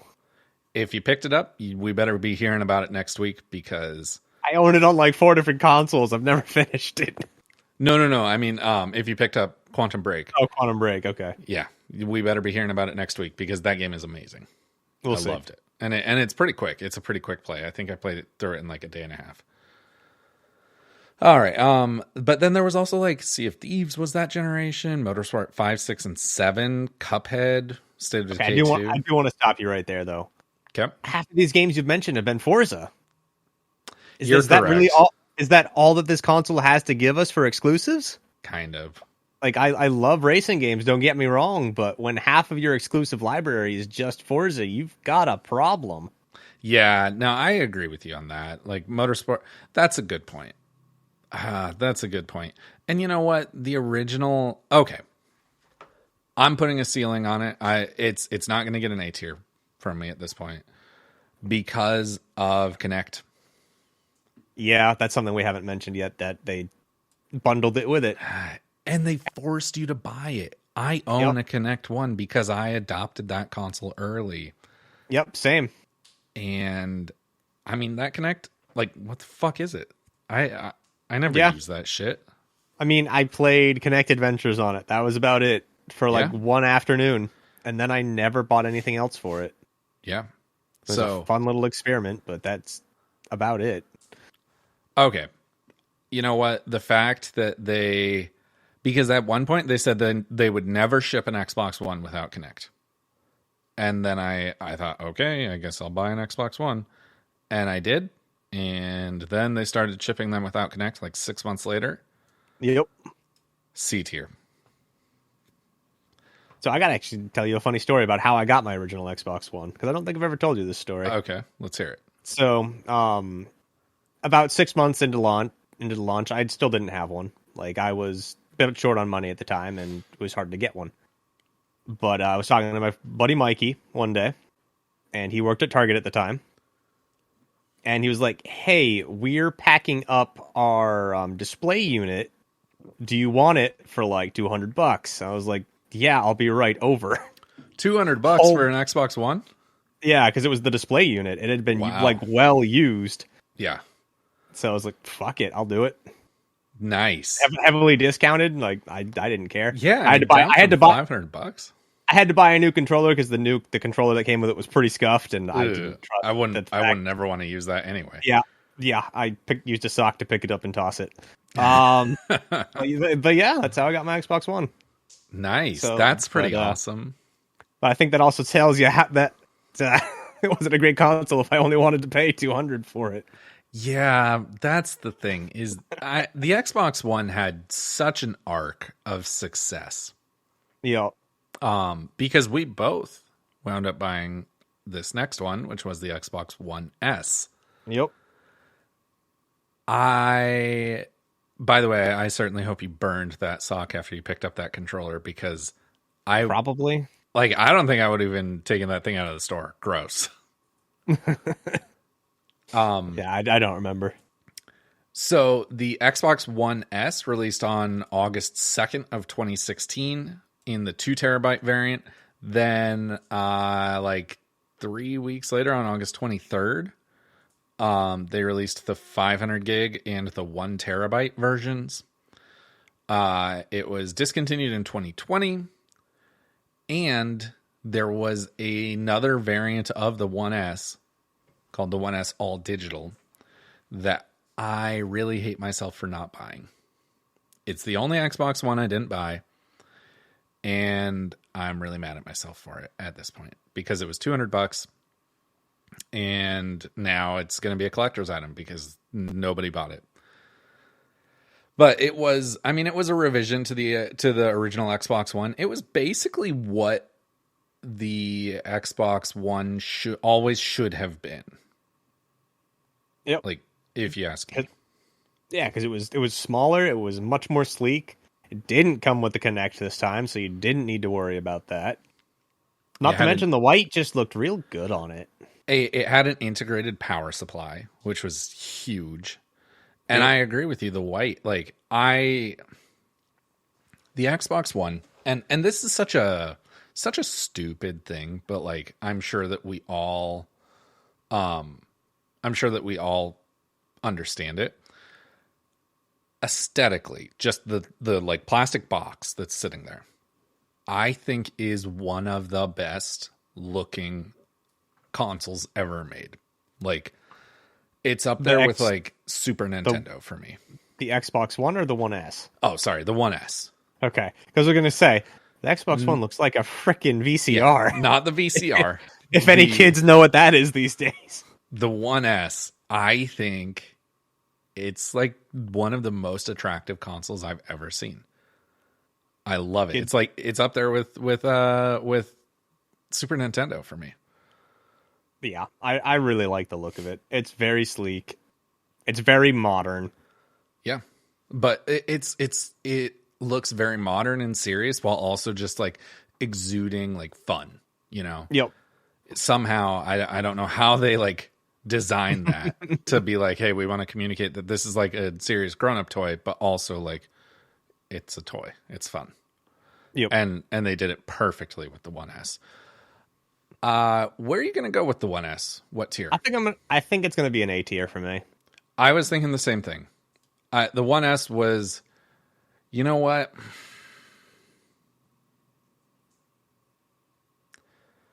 I want to say A tier, but also like, I mean, part of me wants to bump it up to S also because it did so much more for the Xbox really? One than the 360 S did for the 360. Like, I feel like the Xbox One S did more. Okay, to save that console generation. I was about to push it down to B tier. You just talked me into A tier because you're right. It was the beginning of turning that, you know, that like aircraft carrier size ship around, right? Yep. And it was that dial up to 11. Yeah, it really like it showed no, like we're down but we're not out. It really sent a message to the entire community, the entire industry. I'm going to go A tier for the Xbox One S. Yeah, I think I'm going to stick it there. Just because the game library still didn't hold up. The Xbox One always struggled with games. Okay. But as far as hardware goes, yeah, it deserves the A tier there. Yeah, totally agree. Xbox One X. Now, this is one that I had that you did not. Yep, I'd never touched this console because I had just gotten my Series S and was... Your 1S. Like, my 1S, and I was basically... Yeah, I was like, all right, I just bought this. Why do I need this new one? Yeah. All right. No, I totally understand that. And you didn't even have a 4K display at the time. Nope, didn't. So it made zero sense for me to have one. Yeah. So originally released November 7th of 2017, discontinued in mid-2020. I think the power that the 1X brought to the scene, like Sony had already released their PS4 Pro. That happened in 2016, like late 2016. And then Microsoft comes along with the 1X a year later and just blows the PS4 Pro out of the water. And does it while the entire time is just whisper quiet while it does it. Like, I don't know. I mean, so basically the 1X allowed games to run natively at 4K 30 or 1080p 60. It upscaled a lot of games. Like there were patches for like Master Chief Collection, Forza Motorsport 3 and 4, and then also Gears 5 that all took advantage of the 1X hardware. And then also like it improved. I mean, like, have you ever looked at Red Dead Redemption on a 1X versus like a 360? Nope. Or even an Xbox One, like games like Red Dead Redemption, Gears of War 2, Fusion Frenzy, they look like they're straight up remastered. Like Ethan and I were playing Gears 2 together. He was on his original Xbox One. I was on my 1X. And I was like, whoa, this looks incredibly good. And he was like, what are you talking about? And he would send me screenshots. It was like we were playing a different game. That's how good the 1X was. I mean, I got to go A tier for the 1X just because, you know what? Yeah, you know what? I got to go A tier for the 1X because it was such a sign of, like, we're here to fight. And like, our crown will not be taken. I honestly cannot put it above a B. Just because it came out a year after the 1S. Yeah. as a gamer who had just invested in upgrading my console, to be told, oh, hey, you probably should have, waited to upgrade to this thing. It was just a huge buzzkill, no matter how good it made games look. Yeah, and I'm sorry, go ahead. No, you're good. It was just such a kick in the pants to be like, hey, we are fully aware, and we're like almost openly acknowledging that the current Xbox One kind of blows. And so we're going to release this One S, but we're going to tease Project Scorpio. And we're going to tell you that it's holiday 2017. So you can try and limp along with your shitty original Xbox One that we never should have released for an extra year and buy the One X. Or you can buy this nice One S right now and then either be forced to spend more money in a year or just live with the One S. I agree with you. The timing was bad. And honestly, like living with the One S until the Series S and Series X came out was not a bad deal. Like it still worked out pretty well for me, especially considering towards the end of the lifestyle there wasn't much to play on it anyways.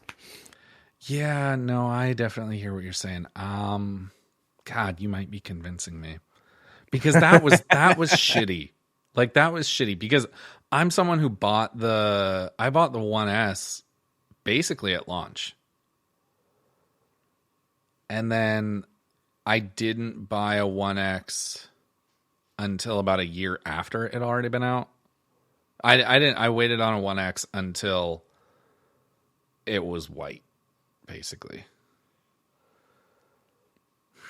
Yeah, I just never picked one up because I knew a new console was coming, and I was like, I just upgraded. Yeah, I'm gonna leave it where it is for now. You might talk me out of it when we shuffle, but I'm gonna leave it where it is for now. All right, Xbox. Let's do Series S first before we get to the Mac Daddy.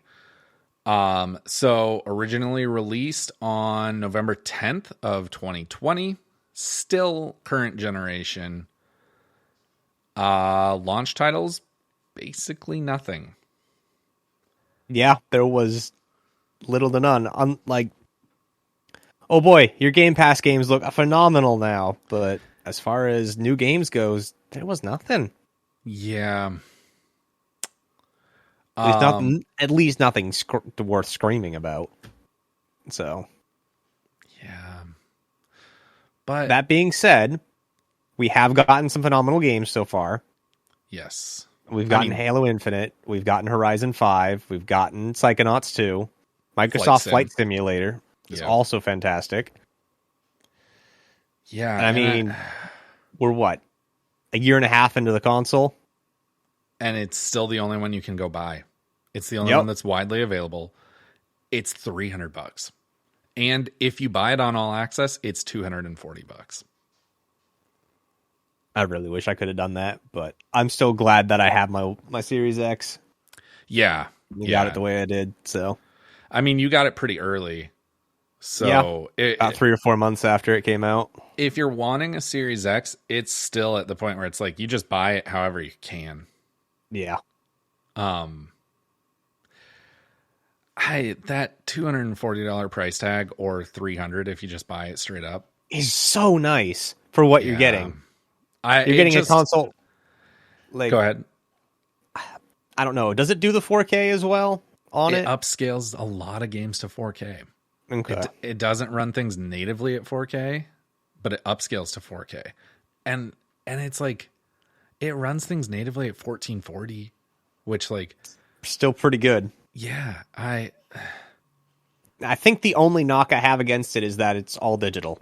Like I would like the option for a Series S with a disc drive. Yeah, I would like that option, but I understand why they didn't include it to keep the price point down as much as they could. You know what? I got to go A tier for the Series S just because, and I said it before the console came out and like since its release. I think that it's going to be the biggest disruptor of this generation. It makes gaming so much more accessible to so many people. And like, it's like all my friends who are like really into video games, they don't need my advice, right? They're not asking me, hey, what should I buy? They know they should buy the Series X. They know that they want the Series X. But anyone who is more casual, and like if you are casual to the point that you're asking me, hey, what should I buy? I tell you Series S, because you play so casually that you shouldn't spend $500. You should spend $300. You're basically getting it half off for something that'll play the exact same games. Yeah. And look comparable for that price point. Look great. Like I have a Series X for my office. I have a Series S for my living room.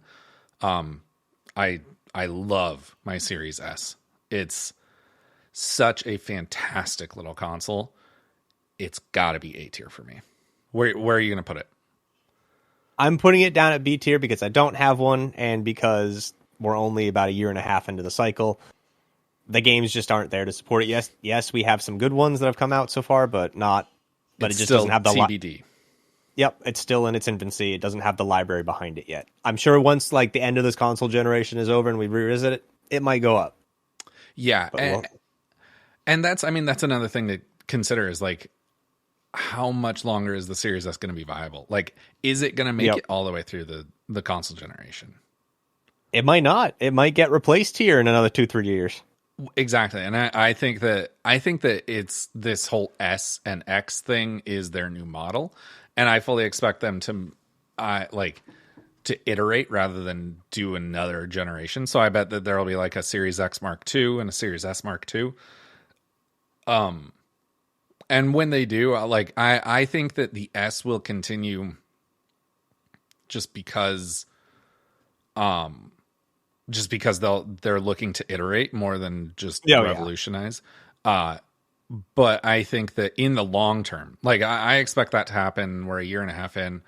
I bet in 2.5 years, we'll be getting replacements for these consoles. And it'll basically be like, hey, it's still like the platform is Xbox now. And this is just new hardware, very much like the iPhone model. Right. Yep. But as far as longevity goes, I think the Series S, the current Series S, will be the first one to fall out of support. To be like, oh yeah, we're not going to support this hardware anymore. Sorry.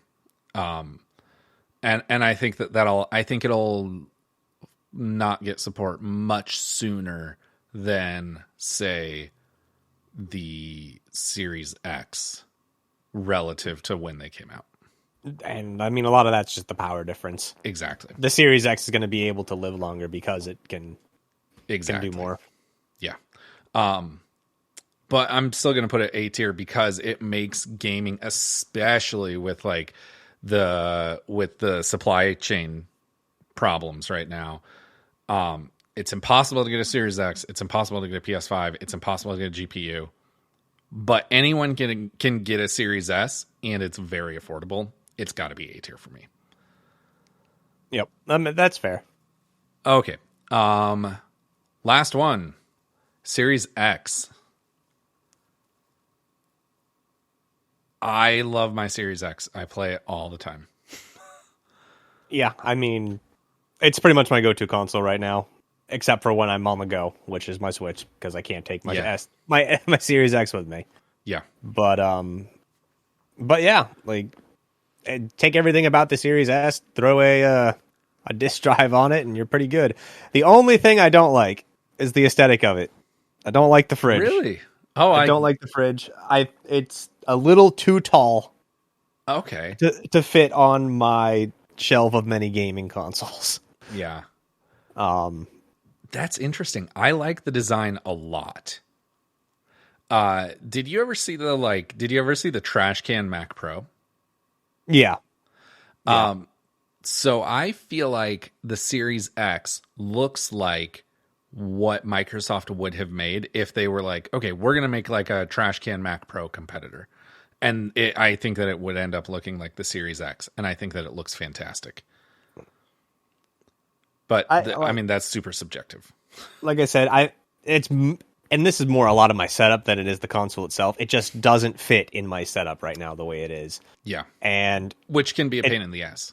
And it's a problem because the vent is like right up against the top like of the shelf. So I have to pull it out, set it on the floor if I'm going to use it, and then put it back in. Do you not have... It could be smaller. Like, I feel like this console could have been a little bit smaller. Do you not have space to lay it on its side? No, because laying it on my side would lay it on top of my PS4, which is also laid on its side, which is also too tall for my stuff. Your PS4? Sorry, PS5. Oh, okay. I was gonna say, why do you still have your PS4 in your setup? No, that's in the attic. Yeah. Okay, so interesting. You know, I was gonna put the Series X at A tier, but I think that the Series S, just what the Series S offers, I have to put the Series X at B tier because I think the Series S is a better value all around. I think that in the long term, the Series X will be around, but the Series S will do more for capturing that Xbox audience. So I'm going to put the Series X at B tier. It's good for the hardcore. Like, it's good for hardcore gamers, but it's not the best Xbox to buy right now. Yeah, I can agree with that, especially for the casual gamer. Yeah. Like, you got to go with the S over the X. I mean, it's like my father-in-law. He was still playing on an Xbox 360 until recently. And I spoke with my mother-in-law and I was like, hey, you should buy him this Xbox for Christmas. And this was Christmas 2020. And I was like, you should buy him this because you can, basically you'll pay a monthly fee. He'll get all these games because the dude does not want to buy games, right? Yeah. He'll get all these games and you just pay a monthly fee like Netflix. And then you pay another $10 on top of that and he gets the Xbox. And like, it's just such a no-brainer to be like, yes, you should buy these. So the Series S, I think, is what makes the Series S relative, or the Series S is what relatively makes the Series X not as good. And like, I love the Series X. It's a great console for me. It's a great console for you, but it's not a great console for most people. I mean, it's a great console for most people, but like, it's not the right console for most people. And when the Series S exists, I would push them to the Series S. So, okay. So I think that we differed a little bit. What do you have in S tier? 360S. That's it. 360S. Okay. What do you have in A? I only have the 360S in S tier as well. What do you have in A tier? The original Xbox and then the Xbox One S. Okay. I have the original Xbox, the Xbox One S, the Xbox One X, and the Series S. Okay. What do you have in B tier? The original 360, the Xbox One X, the Xbox Series S, and the Xbox Series X. Okay. I have the original 360 and the Series X. And then C tier and D tier, I think we both have the same, which is C tier is original Xbox One, D tier is 360E. That is correct. Okay. You know what?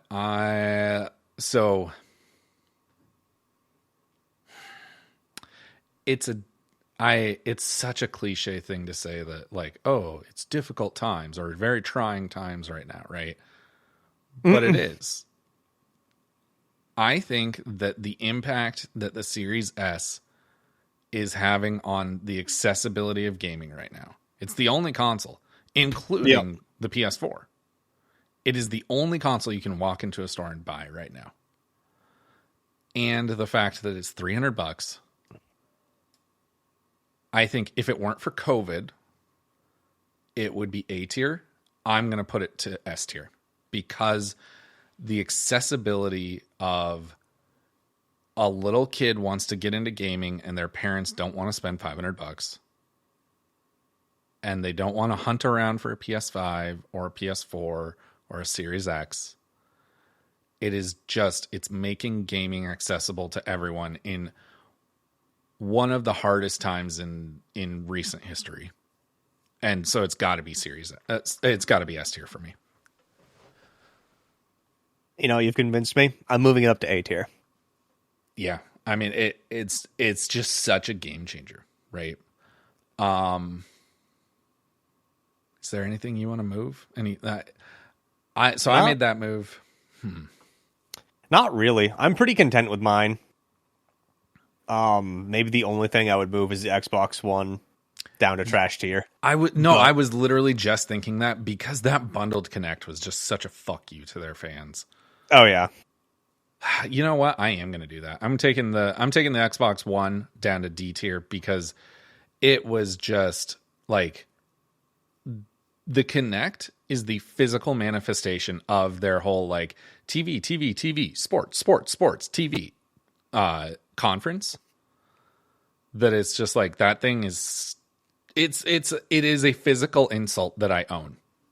A corporation insulting me in my house constantly. Because it wasn't geared towards gamers. It was geared towards everyone. Which exactly. Isn't necessarily a bad thing, but you got to remember the gamers are the ones that brought you to where you are. Exactly. They should come first above all else. Remember who brought you to the dance, and they were going for that Nintendo Wii demographic, and that's just not what Xbox is about. Xbox started as a way to, hey, let's expand. Like there is the small PC sector. Let's see how much. Like basically, it was let's get the most hardcore console gamers who haven't yet migrated to PC, and let's get them. And that's where Xbox was born. That's where Xbox made its bread and butter. And then that is just not at all what Connect is. And Connect was all about that. The casual audience. You know what? I'm moving the original Xbox to S tier as well. Xbox Live was just a game changer. It's going to stay right where it is for me. Like Halo 2. I totally understand it staying where it is for you because you didn't play it. But Halo 2 online was just like I could not wait for my parents to leave so I could play Halo 2 online. It was just so thrilling to like log online and play with random people. And I was one of those, you know, no, I wasn't pre-pubescent because I was like 14, but pubescent kids shouting into the microphone. So yeah, I mean, original Xbox was just something else. Okay. And I just think back to early Xbox Live days and realize that kids these days would not have survived in those lobbies. Oh God. Remember Modern Warfare 2? Oh yeah, absolutely. The things that were said in those lobbies would make kids these days vomit. They were considered war crimes. Yes, absolutely. Okay, so I'm comfortable with my answer. I'm comfortable with my answer. With my list. Are you good with yours? Yeah, I've adjusted a couple more things. Okay, so tell me what you've got in S tier. Still, the one and only Xbox 360S. Okay, that is it. In my S tier, I have 360S, Series S, and original Xbox. A tier, what do you have? I've got the original Xbox. I've got the Series. No, not the Series. The One S. Jesus Christ. I'm going to be mad at them for years about this. Oh, yeah. It's a terrible naming scheme. Yeah, you know, I got both the 1S and the Series S here in A tier. So, you know, I would have been fine. It's a respectable A tier for sure. Yep. My A tier, I have the 1S and the 1X. And you know, something that I wasn't taking into account in thinking about this before we recorded, and you actually really sold me. The 1S, and then is such it's so iconic of that change in philosophy at the company. And then the 1X is just solidifying that, like, just the reassurance of no, we are not the company that's trying to sell grandma on Xbox. We are the company that started Xbox as, you know, that, like, hey, let's convert the most hardcore, or let's appeal to the most hardcore console gamers. And so the 1S was symbolizing them righting the ship. The 1X was reassuring, like, hey, we're here for the most hardcore people in this audience, and that's who we want to appeal to. So I feel good about where both of those are, and you definitely convinced me about both of those. I rock. All right, B tier. What do you have? I've got the Xbox One X and the Xbox Series S. Sorry, Series X. Okay. Did you had why'd you move the 360? It's at C tier. It's at C tier now. I just felt like there needed to be something there, and I didn't feel like it was as good as the One X or the Series X. That red ring of death is just it's just killer. Fuck. You know what? Now you're convincing me of that too. because I'm looking at it and it's like, it's right next to the Series X. Is it as good as the Series X? No, it's not. Yeah. Because 40% failure rate. Like, no. Yeah, you can't overlook that. No. You just can't. Yeah, okay. So B tier, you had the 1X and the Series X. Yep. My B tier, I have the Series X. And I think that on the trajectory that the Series X is on, I could see it landing in A tier. Absolutely. After all is said and done, I could see it easily landing in A tier, maybe landing in S tier. Yep. It's going to basically depend on the games at this point. Whatever iteration comes after it. I could even see it, like, again, depending on the games, right? I could see the Series X landing in, like, double S, right? Landing in, like, this is undeniably the best Xbox of all time. But as it is right now, it's a really, really solid B tier. Because who does it appeal to? And you know what? If it got a price cut to $400, it'd move up to A tier immediately. It would be A tier immediately. Yeah, the $500 buy-in is just it's hard. Yeah, and you know what? If the Series X got cut to $400, not only would it go to A tier, so would the Series S. It would also go to A tier because an extra $200 for the power the Series X offers over the Series S is reasonable. Yep. An extra $100 is not as appealing. Appealing at that point. Yeah, suddenly the Series S is like, well, I mean, I'll wait for a Series X, right? Yeah, it's like, it's only $100 more. Might as well just grab this one. Exactly. So yeah, I mean, I feel good about it. You know, if it got a price cut later on in its life and it kept getting games like it has been, and those games keep coming to Game Pass, which I fully expect that to keep happening, I could totally see it landing in A tier, S tier. Okay, C tier. We both have the 360, and the main reason, because we both adore the 360, right? Oh yeah, it was a great console. I had one and it worked for years. Like, I had one Red Ring of Death, which I fixed and never had a problem with afterwards. I had 5 Red Rings of Death at the most inopportune times. I mean, I might have told. So you're just the entire 40%. Is what I'm hearing. Maybe. I got the 360 about a month after it came out. And so I was like very early in. I might have told this story on the podcast before, but I got Halo 3 2 weeks early. And I was playing it, and I get home and I put it in my Xbox and I boot it up, and I'm watching the opening cutscene, and Cortana says, "Do you know what it was? Luck." And then Red Ring of Death. And it's just like, well, that's not luck. So why did you pick me, Cortana? So yeah, I have so many great memories on the 360, but that Red Ring of Death is just undeniable. And then trash tier, D tier. you have, and I think that we have the same thing. The 360E, just cheapo, worst Xbox ever. Yep. And then the physical the Xbox One. manifestation, the literal insult. Yeah, the Xbox One with that gaudy ass Kinect. God. And you know what? It even looks cool. Like if there was a webcam that looked like that and had a crazy good camera in it, even if it was that big, if it had a crazy good camera and like the best mic array of a webcam ever, I would buy it. But they told me that they were never going to sell the Xbox One without it. So like, fuck you. Yeah. I mean, also your girlfriend could walk in and turn your Xbox off just by saying it in the middle of an argument. I know. Not great. Not great.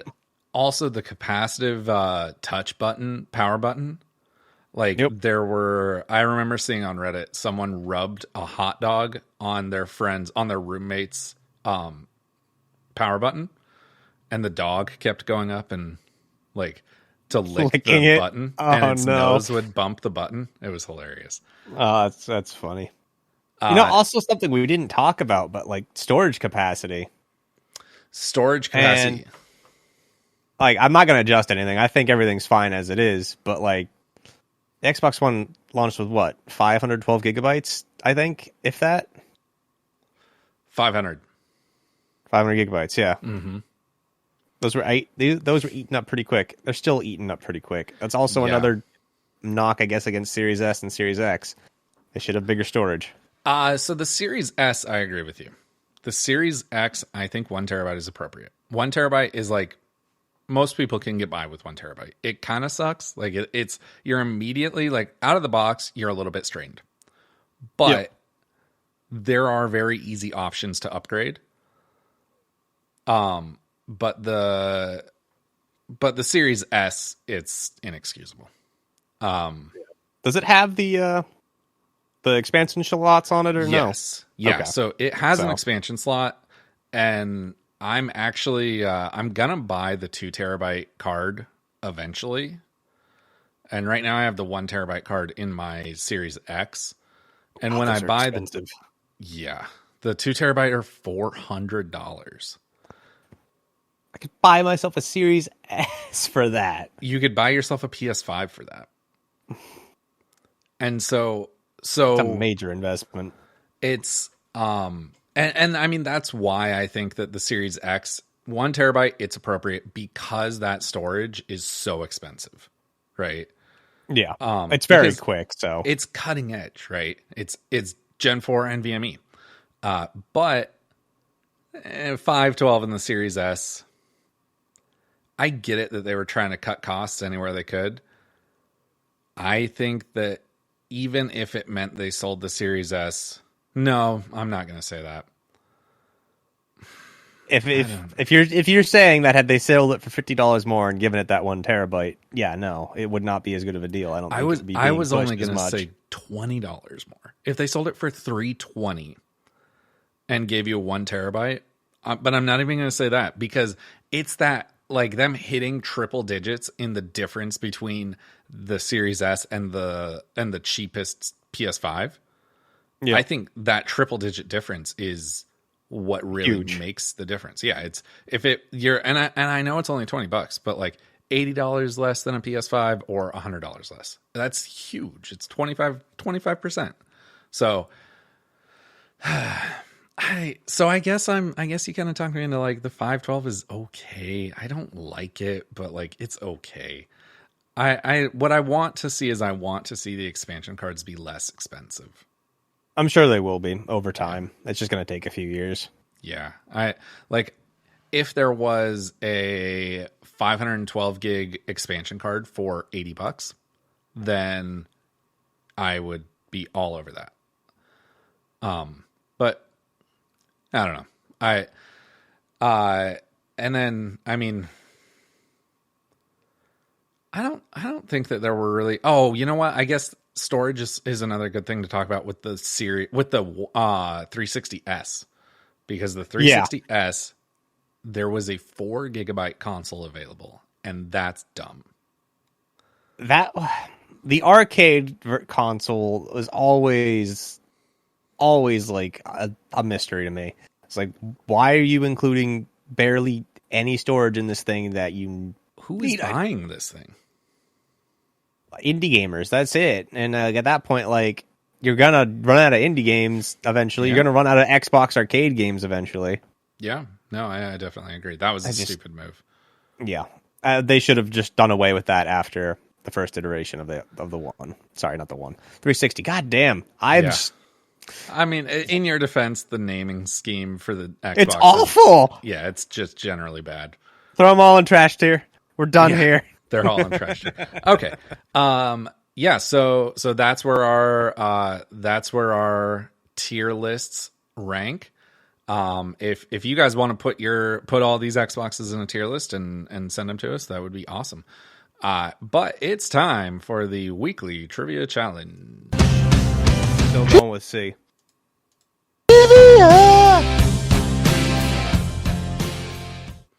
All right. You might know this one. Upon its launch in November 2001, the original Xbox was facing an uphill battle. But one exclusive game that Microsoft had recently published, or had recently acquired to publish, but one exclusive game that Microsoft had recently published became the reason to buy an Xbox, and that game was Halo Combat Evolved. But Halo wasn't always supposed to be an Xbox game. Which of these platforms was Halo originally intended to be exclusive to? Was it A, PC, B, PS2, C, Mac, or D, N64?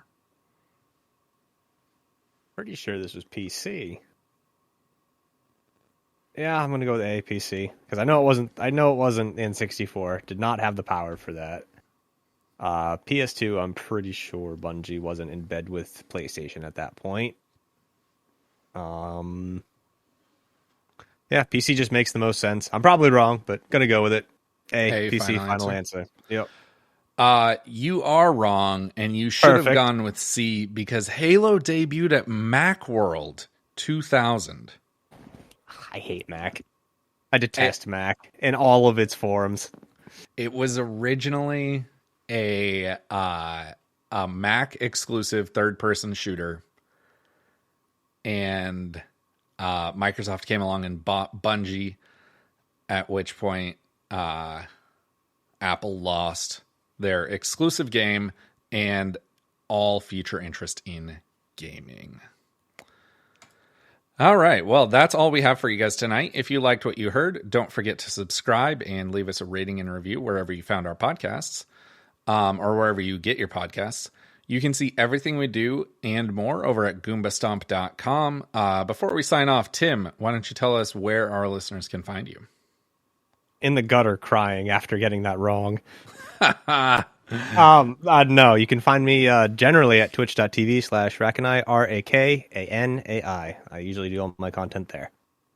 All right. And so go make sure to check out like Tim's stream and check out Tim's Twitter, and come back next week for another meeting of Game Pass Anonymous. Until then, we'll see you on Xbox Live. Follow or I will fight.